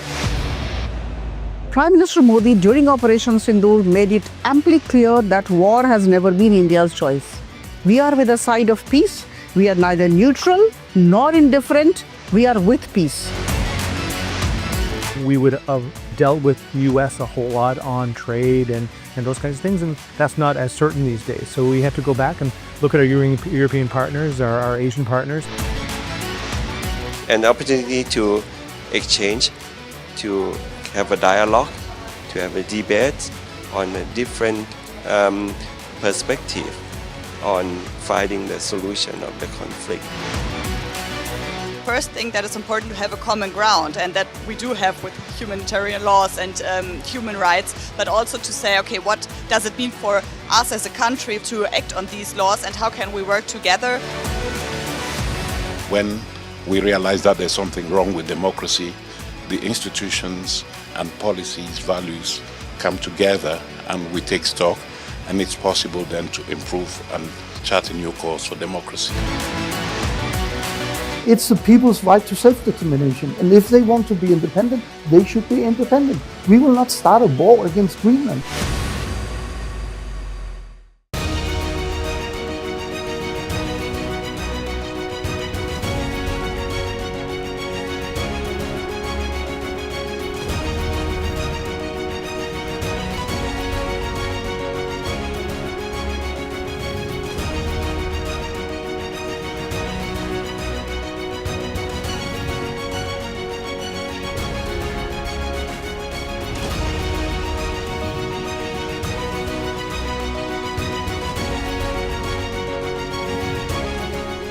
In the midst of this, life persists. In the midst of untruth, truth persists.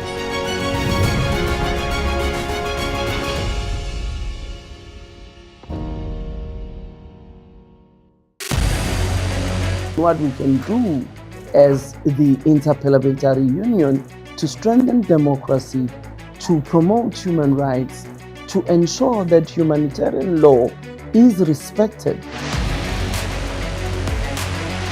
UN Security Council needs a makeover, a comprehensive reform, and India deserves a position there, a role there.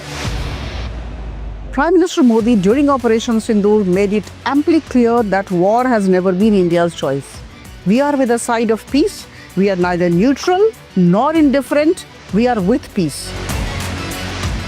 We would have dealt with US a whole lot on trade and those kinds of things, and that's not as certain these days. So we have to go back and look at our European partners, our Asian partners.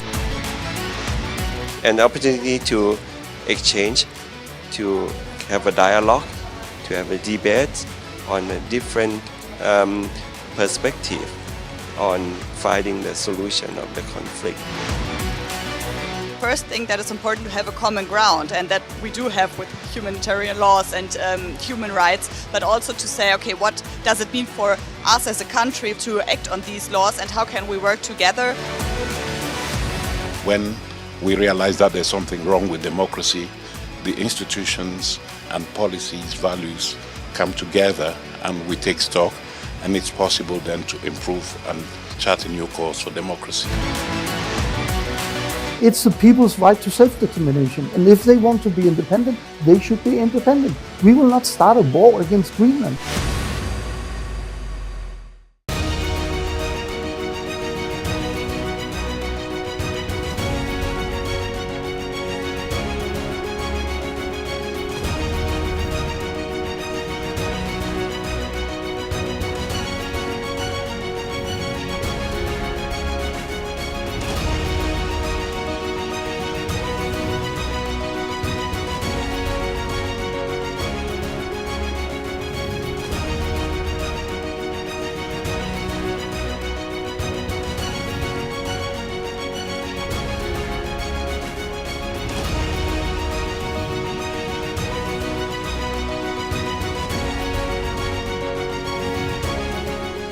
In the midst of this, life persists. In the midst of untruth, truth persists.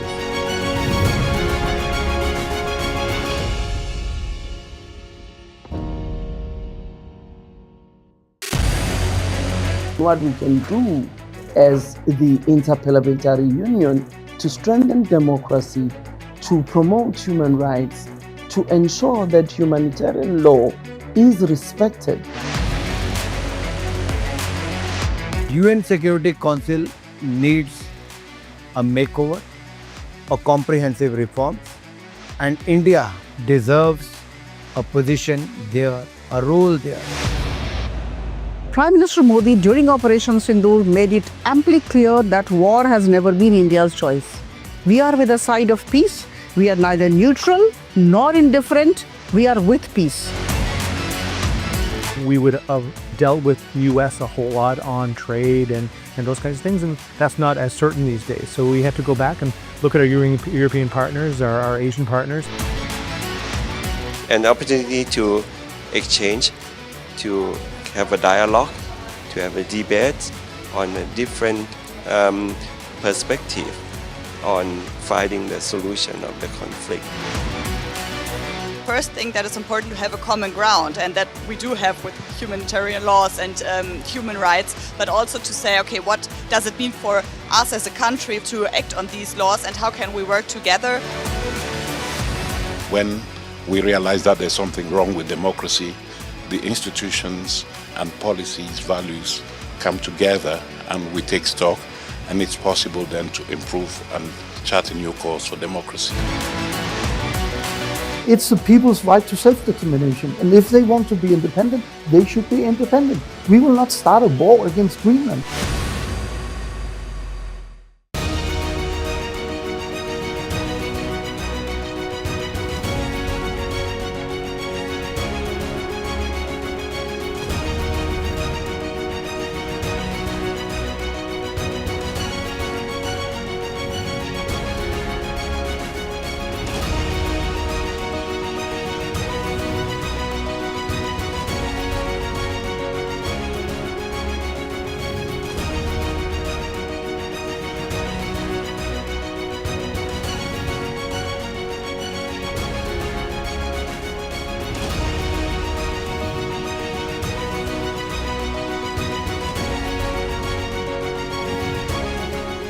In the midst of this, life persists. In the midst of untruth, truth persists.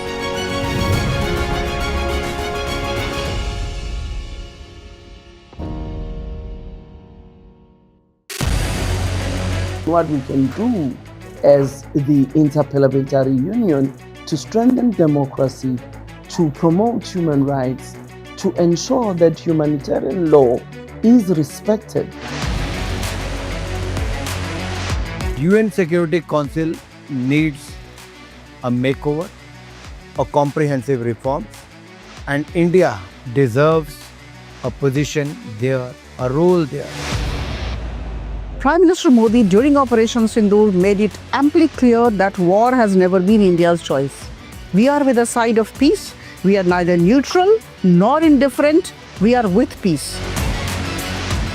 We would have dealt with US a whole lot on trade and those kinds of things, and that's not as certain these days. So we have to go back and look at our European partners, our Asian partners. An opportunity to exchange, to have a dialogue, to have a debate on a different perspective on finding the solution of the conflict. First thing that is important to have a common ground, and that we do have with humanitarian laws and human rights, but also to say, okay, what does it mean for us as a country to act on these laws and how can we work together? When we realize that there's something wrong with democracy, the institutions and policies, values come together and we take stock, and it's possible then to improve and chart a new course for democracy. It's the people's right to self-determination, and if they want to be independent, they should be independent. We will not start a war against Greenland.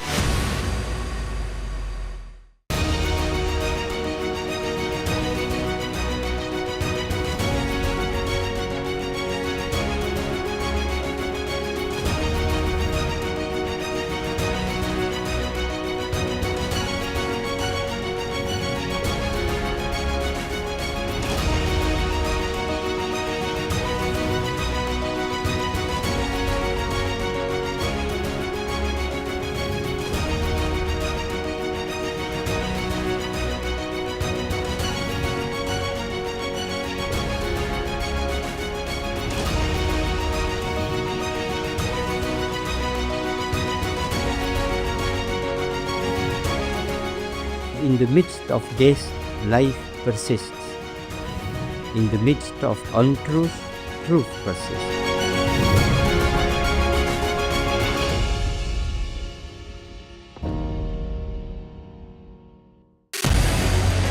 What we can do as the Interparliamentary Union to strengthen democracy, to promote human rights, to ensure that humanitarian law is respected.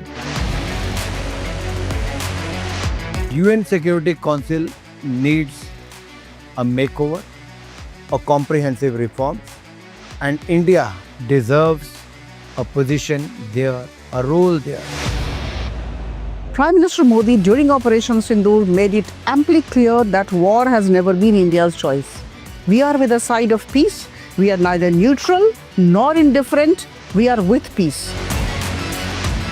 We would have dealt with the US a whole lot on trade and those kinds of things, and that's not as certain these days. So we have to go back and look at our European partners, our Asian partners.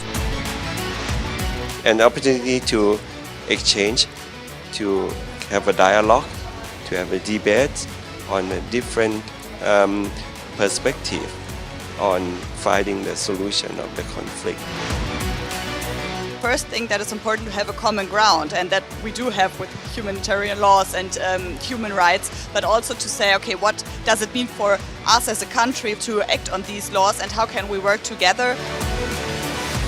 When we realize that there's something wrong with democracy, the institutions and policies, values come together and we take stock, and it's possible then to improve and chart a new course for democracy. It's the people's right to self-determination, and if they want to be independent, they should be independent. We will not start a war against Greenland.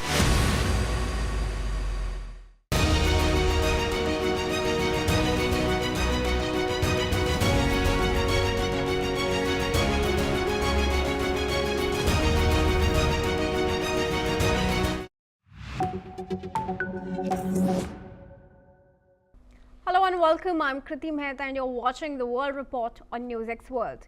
Let's take a look at the top headlines this hour.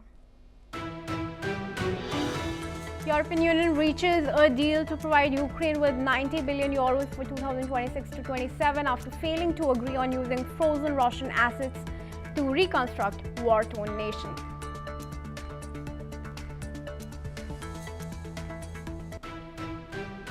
U.S. Attorney Leah Foley says a suspected Brown University shooter was responsible for killing of an MIT professor at his Massachusetts home this week.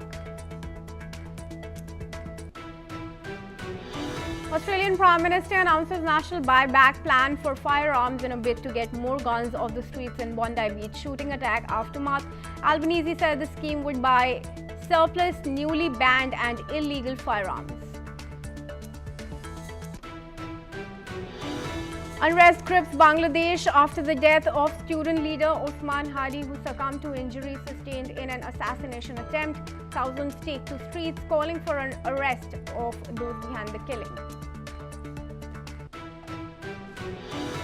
Fresh images released from Epstein's estate by U.S. House Democrats. Images show high-profile figures including Bill Gates, Noam Chomsky, Woody Allen and Stephen Bannon. Also reveal island plans and more. TikTok signs deal to sell its U.S. assets to a group of American investors. ByteDance signed deals with Oracle, Silver Lake, MGX to form new TikTok. The interstellar comet 3-1 Atlas makes its closest approach to Earth today, passing safely at 168 million miles. Scientists say it offers a rare chance to study material from another star system before leaving Earth forever. Saudi Arabia covered in white as rare snowfall. Gulf country gets rare snowfall after weeks of unstable weather and recent flooding. Several northern and northwestern regions are witnessing the snowfall, with snow settling on dunes, roads and rooftops, creating rare winter scenes across the kingdom. And viewers, let's start with some news coming in from Asia. the unrest in Bangladesh, followed by the death of July uprising leader Sharif Usman Hadi, has led to violent protests, which has led to violence outside the Indian embassy. This has also led to torching of media offices. Meanwhile, a Hindu man was lynched by a mob over alleged blasphemy in Bangladesh's Mymensingh district, as the country continued to witness a widespread unrest. The victim was identified as Deepu Chandra Das, who was a young garment factory worker living as a tenant in the Dubaliapara area of Bhaluka, Upazila. However, a large group of protesters have vandalized and set fire to Bangladesh founder Sheikh Mujibur Rahman's residence. We're now joined in by Prashanta Kumarshil, who's a political commentator and joins us live from Dhaka.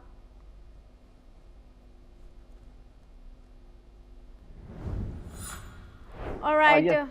Yeah, thank you. Thank you, Prashanta, for joining us in this discussion. Firstly, do take us through the scenes on the ground. How is the situation developing after the death of the student leader? Yes, yesterday there is a very crucial movement passing from Bangladesh historically, and you know that the student-led leader from after the 5th August election, that is Usman Hadi, and he is a prominent leader from Inqilab Munch, the student-led organizations. And that is very after last Friday, we just he is in attack from a shoot killing by the anonymous figure, and we see that after his death, from confirmation from yesterday, that is the vandalization situation in Bangladesh. We see that there are lots of miscreant happening, that is mob violence happening. Lots of firing from especially our media industry, especially the two major media industries, especially one is Bangla and another is in English. There's the Pratham Aalo and Daily State. There's the two prominent newspaper in Bangladesh from firing from these issues. And there's an direct attacking in the consulate office of Indian embassy, justice from Rajshahi and also Jadgaon. There is another issues from security issues from we see that is an Dhanmondi 32 number house. This house is very soft house and very soft corner for Aum League people, because in 1974 there is an experience from a brutal experience from the Aum League leader. He's our father of nation, Bangabandhu Sheikh Mujibur Rahman. This house he is in killed from 1974, and this house is a soft corner for the Aum League leader and Aum League who is doing in Aum League. And yesterday we see that this house also again repeatedly from vandalizing again from yesterday night, and we see that there is some come from there is a bulldozer and lots of issues. And also you can state the Mymensingh, our Hindu minority people from Das, Mr. Das, he is accused from blasphemy. So lots of equation come from. So all the signal you can just conclude in one sentence, that is that extremism and extremism rising from here. We see that there is an after 5th August, there is some political narratives, or vote bank narrative in here. They are talking about the Bangladesh and anti-Indian sentiment, anti-Aum League sentiment, and lots of, and also in some extent there is some anti-Hindu platform to talk about. That is that kind of situation from fell into some figured out some lancing, some framing for that. And also the people, especially who are the activists and who are doing that kind of mischief, they demand that from Usman Hadi's killing, who is the killer. They are the passive from India, but there is no strong evidence if they are flee from India or not. So they are just assumption. You know that in Bangladesh, in some context, they talk about especially for that the reasons from up and down. Everything is predetermined and talking about in the the YouTube and social media, especially in the abroad, there is a YouTube and social media deliberately the mention about some propaganda, some hate speech, some figure out speech. So lots of happening at that time that is the mentioning from the abroad. And so all the scenarios that politically there is some motivated, politically there is some soft corner, and you have to know that our election commission already declared the election date from 2026 February, 2026 year, next year from February March.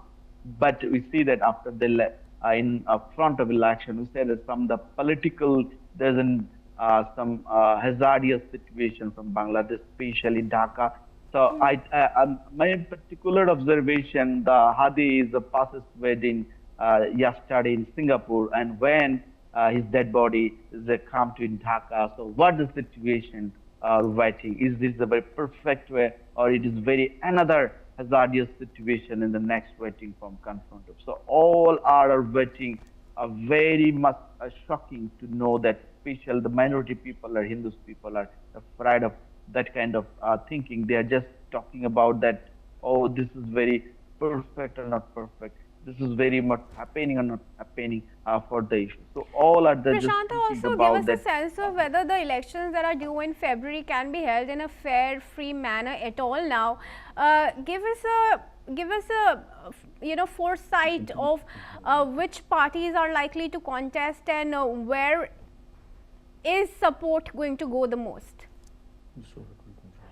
Okay, we know that there is some, especially the from the next election, you know that the major party from Bangladesh is actually the bipartisan system. That's one is Aum League and another is BNP. But we see that this election commission already banned it from Aum League. That's why in the field, in battleground field, we see that one of the major parties still after Aum League, there is a BNP, student party, NCP, and some the extremist political parties. They have been targeting as in the Pakistani based as in the Pakistani political narrative as in the. So there is a confront of you, and there the beast just influence the vote at the situation. But the situation is another thing. I see that people are want to just go through in the election, but you see that the total police situation there something manipulate something the situation, especially in the context of election. But we see that they haven't given to the masses from all the voters and all the people. This is not the safe environment to doing an election. They haven't got a masses. So they have some vandalizing issue. There is some firing. There is an attacking from the media industry. So lots of things happening in there. Also the consulate office targeting. I don't know. It's a very tough and very crucial for if you target any consulate office, any embassy from any country. It's a very attempt to the war. Just you can declare attempt to the war. But I don't know what is happening.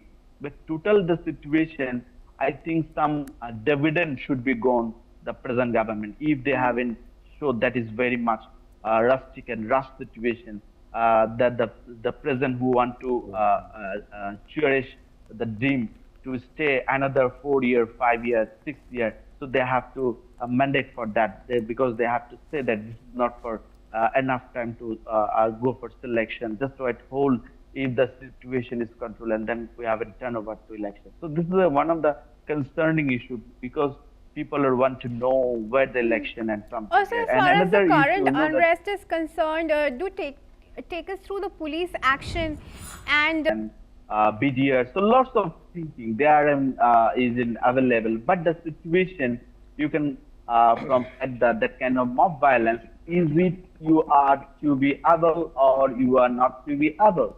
You are not. If you had a sophisticated mind to control the situation, or you are the sophisticated mind not to control the situation. So this is very for your interest. Prime your thinking. Police is available, but they have no particular interest to actually control the situation. So this is my observation. All of the hearing, they have to go there, but there is no intended particular intention to save the something. They haven't just relaxed to the public, poll and public massacre and mob. They are just welcoming, nothing to happen. All right, thank you, Prashanta, for sharing all those updates with us. And we now shift our focus, viewers, to news from Australia. Australia is moving forward with its largest gun buyback in decades following the deadly Bondi Beach mass shooting. Prime Minister Anthony Albanese announced a nationwide scheme to purchase surplus, newly banned and illegal firearms, calling it the most significant reform since the 1996 Port Arthur massacre. He also declared December 21 a National Day of Reflection, urging Australians to light candles at 6:47 p.m. local time in solidarity with the victims and the Jewish community. Meanwhile, Ahmed Al Ahmed, hailed as a hero for wresting a gun from one of the attackers, received more than $1.65 million in donations from over 43,000 people worldwide. Ahmed, who was injured during the attack, praised the generosity and emphasized unity, saying he acted from the heart to save lives.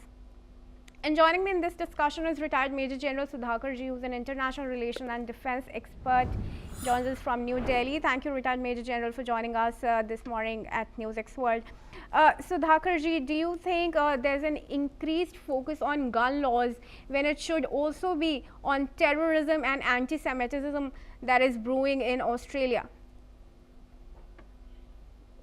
Pretty good afternoon. Thank you for getting me for your show. Your question has got more than one part, and first and foremost thing is the gun culture. Attention and focus on the gun culture in Australia. But going by a comparative evaluation world over, Australia has got a very stringent and very tight control over the guns in the society. So even then, I personally feel the government of Australia is taking the right step in the right direction. They should further see the loopholes and the lapses which, if they plug, will prevent a recurrence of such activity which has happened at Bondi, the iconic beach. The need of the hour, you would agree with me, Kriti, is how to prevent. Prevention is better than cure. You know, the old saying in African continent is you plan and prevent and repair and repent. So therefore, the hallmark of solution finder or a solution provider for the nation state of Australia is to prevent recurrence. The second point that you have made is about the focus on terror and the terrorism that you are talking of. You see, terror and terrorism is on a higher paradigm. It is to be seen with a perspective of it has got no boundaries, there are no barriers. You cannot actually isolate religion and say that people of this origin only will be terror or terrorists. It has got a transnational kind of a definition and I would say a signature. So when that kind of thing takes place, I think Australia has to mobilize opinion in the world order so that the collective responsibility in formulating a response matrix to such kind of threat in the world order is prevented or addressed in a bold and in a comprehensive manner.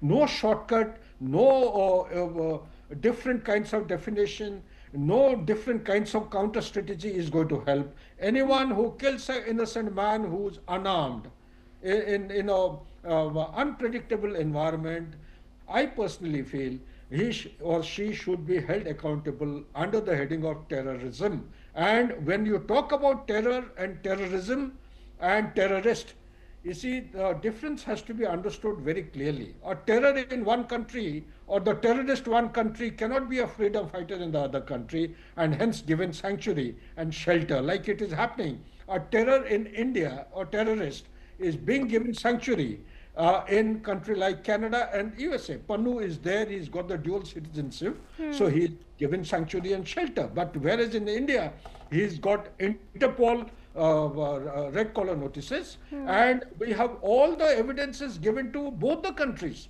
He needs to be extradited. Similarly, there are other people. So therefore, Australia would do well to go beyond the limited and myopic vision and interpretation of the terminology, take it up in the chain, in the global order, amongst the Five Eyes, and try and formulate a kind of a counter, firstly define the term, and thereafter work out what kind of a counter strategy. That would be a hallmark of leadership of Five Eye country, and it will be a true mark of, I would say, identity of Australia having taken the leadership from from their side in order to actually address the issue, which is becoming a huge menace before the world body.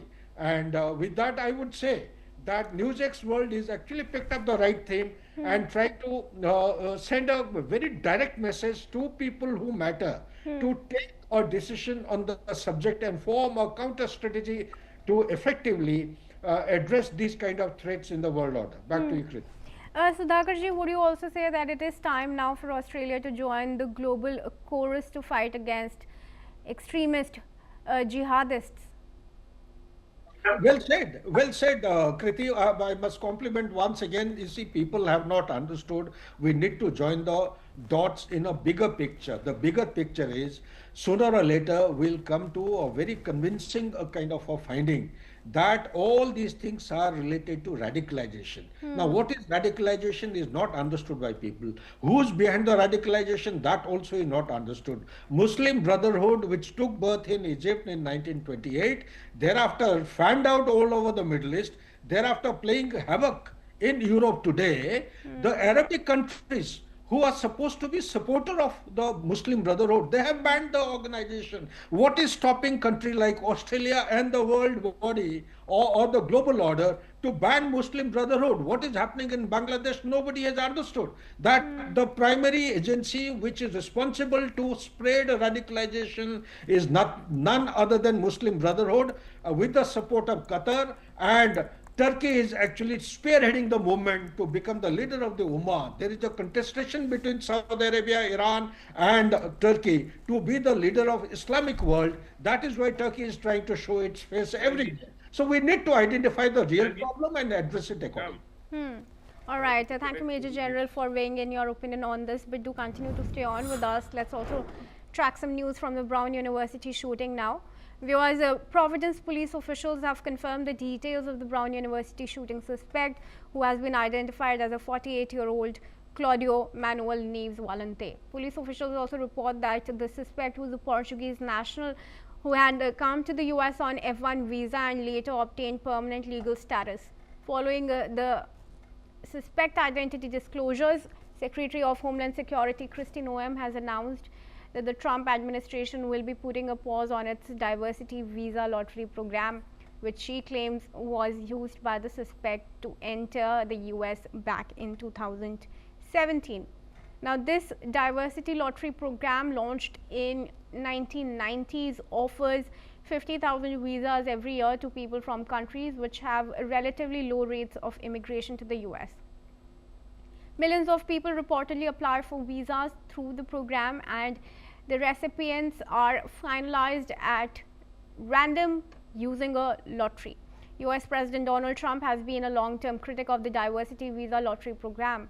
He has consistently argued that it could pose potential security risks to the country, as it is not sufficiently merit-based like the other employment-based visas. And I now request Sudhakarji to join us back into the discussion here.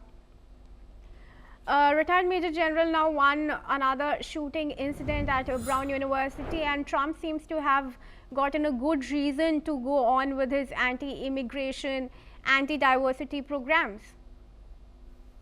Yeah, Kriti, if that question is meant for me, because there is some background knowledge attenuation. It is for you. Please do answer. Yeah. Okay.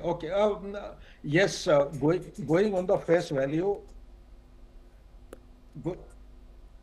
All right. I request my team to kindly do some audio checks, but do go on, Major General. It is quite but natural that Trump is going to get a fillip in the course of action. He has decided to get after the illegal immigrants, but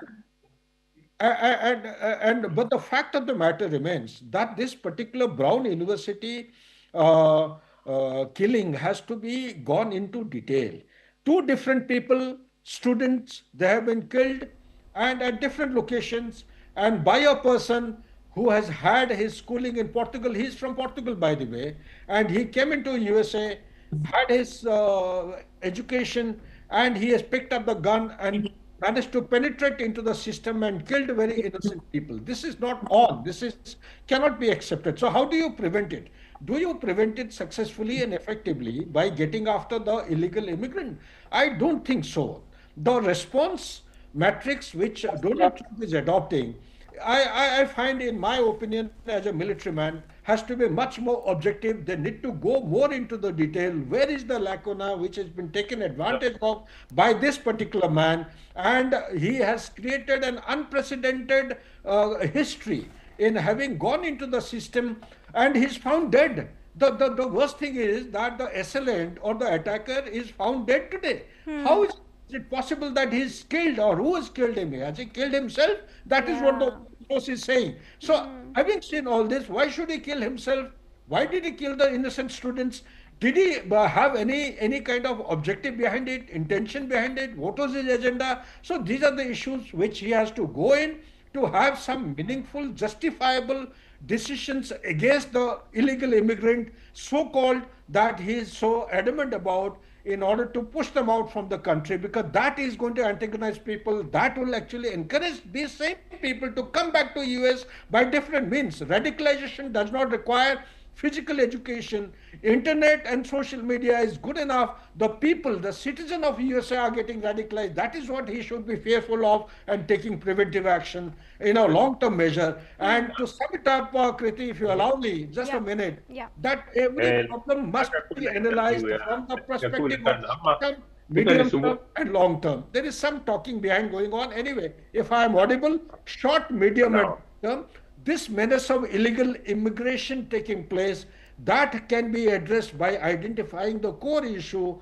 and dividing into the spectrum of short, medium and long term, and at different levels, from the tactical level to intermediate level to strategic level. It has to be handled across the seas, from the host, from the receiving, from the sender to the receiving country, host country. There are means which are existing today to carry out checks and balances.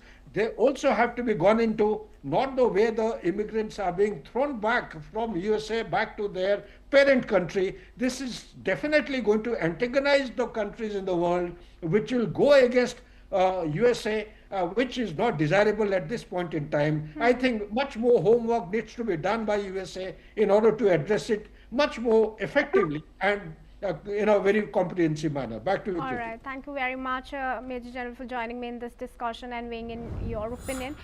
And with that, viewers, let's move on. Now, during recent talks with international envoys in Paris, the head of Lebanon's army has agreed to document its progress in disarming Hezbollah. According to French Foreign Ministry, these statements by the Beirut comes as it seeks to prevent expanded Israeli attacks. Now, Israel and Hezbollah have been involved in clashes since the outbreak of Gaza war in October 2023. Although a ceasefire was put in place in November 2024 between the Israeli forces and Hezbollah, Israel has kept up with its strikes, arguing that it suspects of the group of rearming and that it was only reacting to secure its position in the region. Facing diplomatic pressure from Washington and fearing further escalation from Israel, Lebanon has approved a plan which would require its army to disarm Hezbollah south of the Litani River, which is a region close to the Israeli border. And viewers, before we wrap up this bulletin, let's have some news from India. Now, New Delhi has said that the disarmament plan will help restore Lebanese state's monopoly on weapons.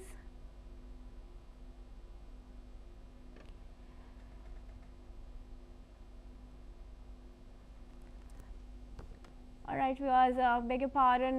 Let's give some news from pollution. Now, viewers, let's tell you that the much anticipated discussion on Delhi's worsening air pollution failed to take place as Parliament's winter session has concluded.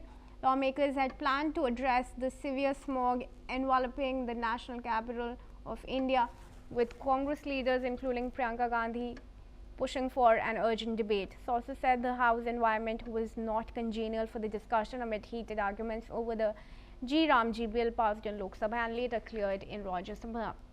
Union Environment Minister Bhupendra Yadav was expected to respond, but the House adjourned shortly after resumption. Delhi and the surrounding regions have faced severe to severe plus air quality levels between December 13 and 15, with AQI readings exceeding 400 in multiple monitoring stations, worsened further by dense fog.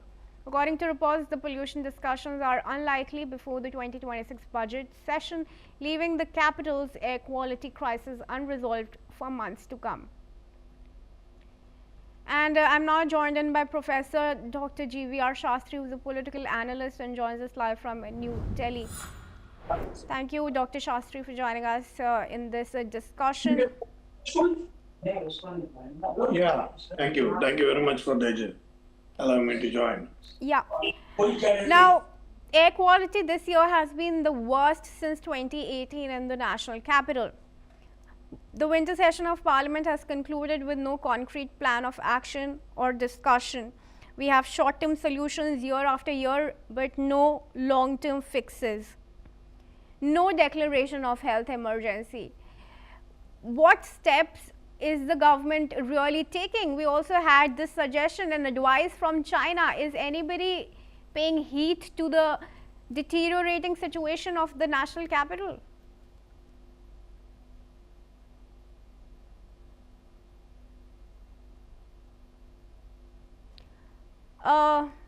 Dr. Shastri, I request you to unmute yourself before you answer.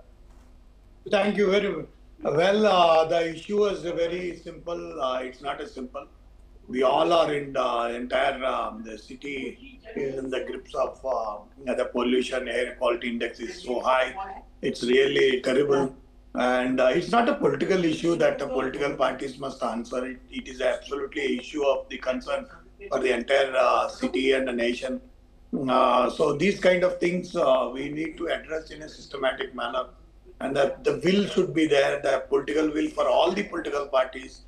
And criticism, maybe anybody comes in the power. For that fact, anybody can comes in the power. It is not going to solve anything. And they're utter failure. The governments have failed, absolutely failed. There is no ambiguity on it. So if that is the case, then better we should, above the politics and above the thing, the people should also be involved and the public is involved. And there should be some kind of SOPs to be prepared and to see that at least minimize AQI and what is that every individual can contribute it. So that way it has to happen. That is the way we have to work it out because the population strength, it is almost 2 crores population across the NCR region. It's a very heavy, it's a very highly populated capital in Asia. So it has to be addressed in a very strategic manner and a systematic manner. Unless until you have a conscious and a concept of a problem. But why is that not being done now? This is not a new problem. It's a recurrent problem year after year, the same month. See, the problem, identification of problem itself is a problem for them. We are not identifying the wavelength and the deep sense of the problem. That is the problem of these governments. They never ever realized this. See, today they are talking about my government, double engine government, single engine government, triple engine government. It doesn't work like that. No government. It's a waste of time. Yeah. It's a waste of time and money. It is a simple straight is that everybody is a victim of this. Today, even though if I don't smoke, it is a day completes with 40 cigarettes smoke, that kind of situation for me. Yeah. That is what the health experts is saying. To give your one message to the government right now.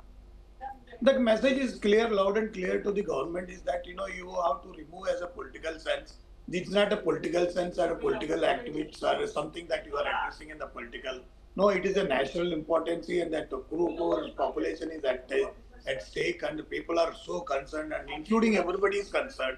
All the officials are also part of it. Everybody is suffering with this. So better we should have some strong plan and every citizen must involve into it and there should be some kind of a natural process or a systematic process to be adopted and we have to continue for at least 5 to 10 years program.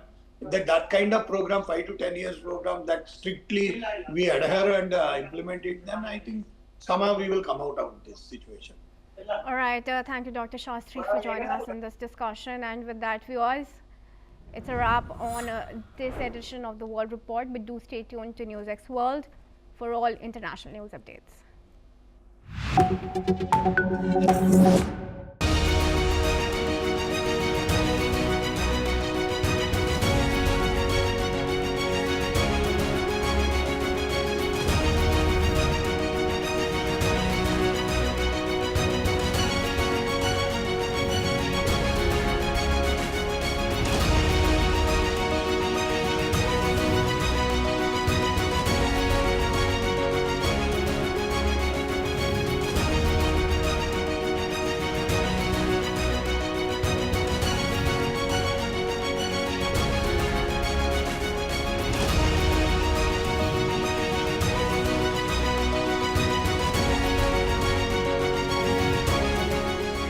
In the midst of this, life persists.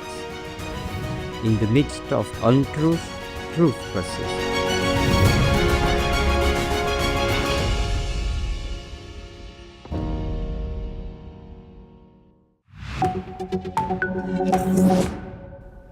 Hello and welcome. I'm Thomas Porteous and you're watching the World Report on NewsX World. Let's take a look at some of the top headlines of the hour. President Donald Trump delivers a speech from the White House, highlighting his achievements and setting out parts of his agenda for the year ahead. He blames former President Joe Biden for immigration and inflation problems as polls show public frustration with the economy. European Union leaders gather in Brussels to try to agree on a major loan to fund Ukraine's military and financial needs for the next 2 years. The talks focus on how to cover most of the 137 billion euros the IMF says Ukraine needs. Ukrainian drones strike a tanker docked at the Russian port of Rostov-on-Don, killing and injuring several people, according to the city's mayor. Russian officials say the attack sparks a fire on the vessel, with emergency teams moving in to extinguish the blaze. Taiwan says the United States is moving ahead with an $11.1 billion arms package, the largest ever for the island. The deal, the second under the Trump administration, comes as China steps up military pressure on Taiwan. Israeli troops fire a mortar over the ceasefire line into a Palestinian residential area in Gaza, wounding at least 10 people, according to local officials. The Israeli military says the round veers off course during an operation near the so-called Yellow Line and says that the incident is under investigation. Meanwhile, the United Nations and 200 other aid groups warn humanitarian operations in Gaza risk collapse over what they call a vague and politicized Israeli registration process. They say dozens of groups face deregistration by the end of the year and closure within 60 days, while Israel says it is meeting aid obligations. Brazil's Senate approves a bill that would reduce the prison sentence of former President Jair Bolsonaro over an alleged coup plot, passing it 48 to 25 after lower house approval. The measure now goes to President Lula da Silva, who says he will veto it. The gunman who kills 2 Brown University students remains at large 4 days after opening fire inside a classroom in Providence, Rhode Island. Authorities say there is still no identification of the suspect, leaving the community on edge. We start now in Eastern Europe, and Russia launched a massive drone attack on Ukraine's Cherkasy region overnight, injuring 6 people and cutting power to part of the city. Local authorities say critical infrastructure was targeted and more than a dozen homes were damaged. Ukrainian forces say they shot down 63 of the 82 drones that were launched. Power outages were also reported in Mykolaiv, but later mostly restored. Meanwhile, Ukraine carried out drone strikes on Russia's southern Rostov region, killing 3 people, including 2 cargo vessel crew members. 7 people were injured also in Bataisk, where private homes caught fire. Russian authorities say oil supplies, however, were indeed avoided. Both sides accuse each other of targeting civilian vessels, with tensions rising over attacks on key ports and energy infrastructure. We're now joined by Major General Dr. Rajan Kochhar. He is an international relations and defense expert, and he joins us live from New Delhi. Thank you very much, Dr. Kochhar, for joining us here on NewsX World. Let's start this off. Russia targeted power and critical infrastructure in Cherkasy, while Ukraine struck the Rostov region and a cargo vessel. Are we now seeing a new normal in regards to attacks on dual-use civilian targets here? Thank you, Thomas. This war is on both sides, drone attacks and missile attacks have been predominant. And Russia has been penetrating quite deep into Ukraine, even up to Odessa and all those areas in Kharkiv and Sumy, apart from the Donetsk area. But now we are also seeing a retaliation from the Ukrainians, and the latest attack on Rostov-on-Don, because Rostov-on-Don is a core military, logistic and a command hub for the Russians. It is the headquarters of Russia's southern military district, and the southern military district is responsible for operations in southern Ukraine, and especially the areas of Donetsk, Luhansk, and Zaporozhye and Kherson areas. And it also works in close coordination with Russian forces in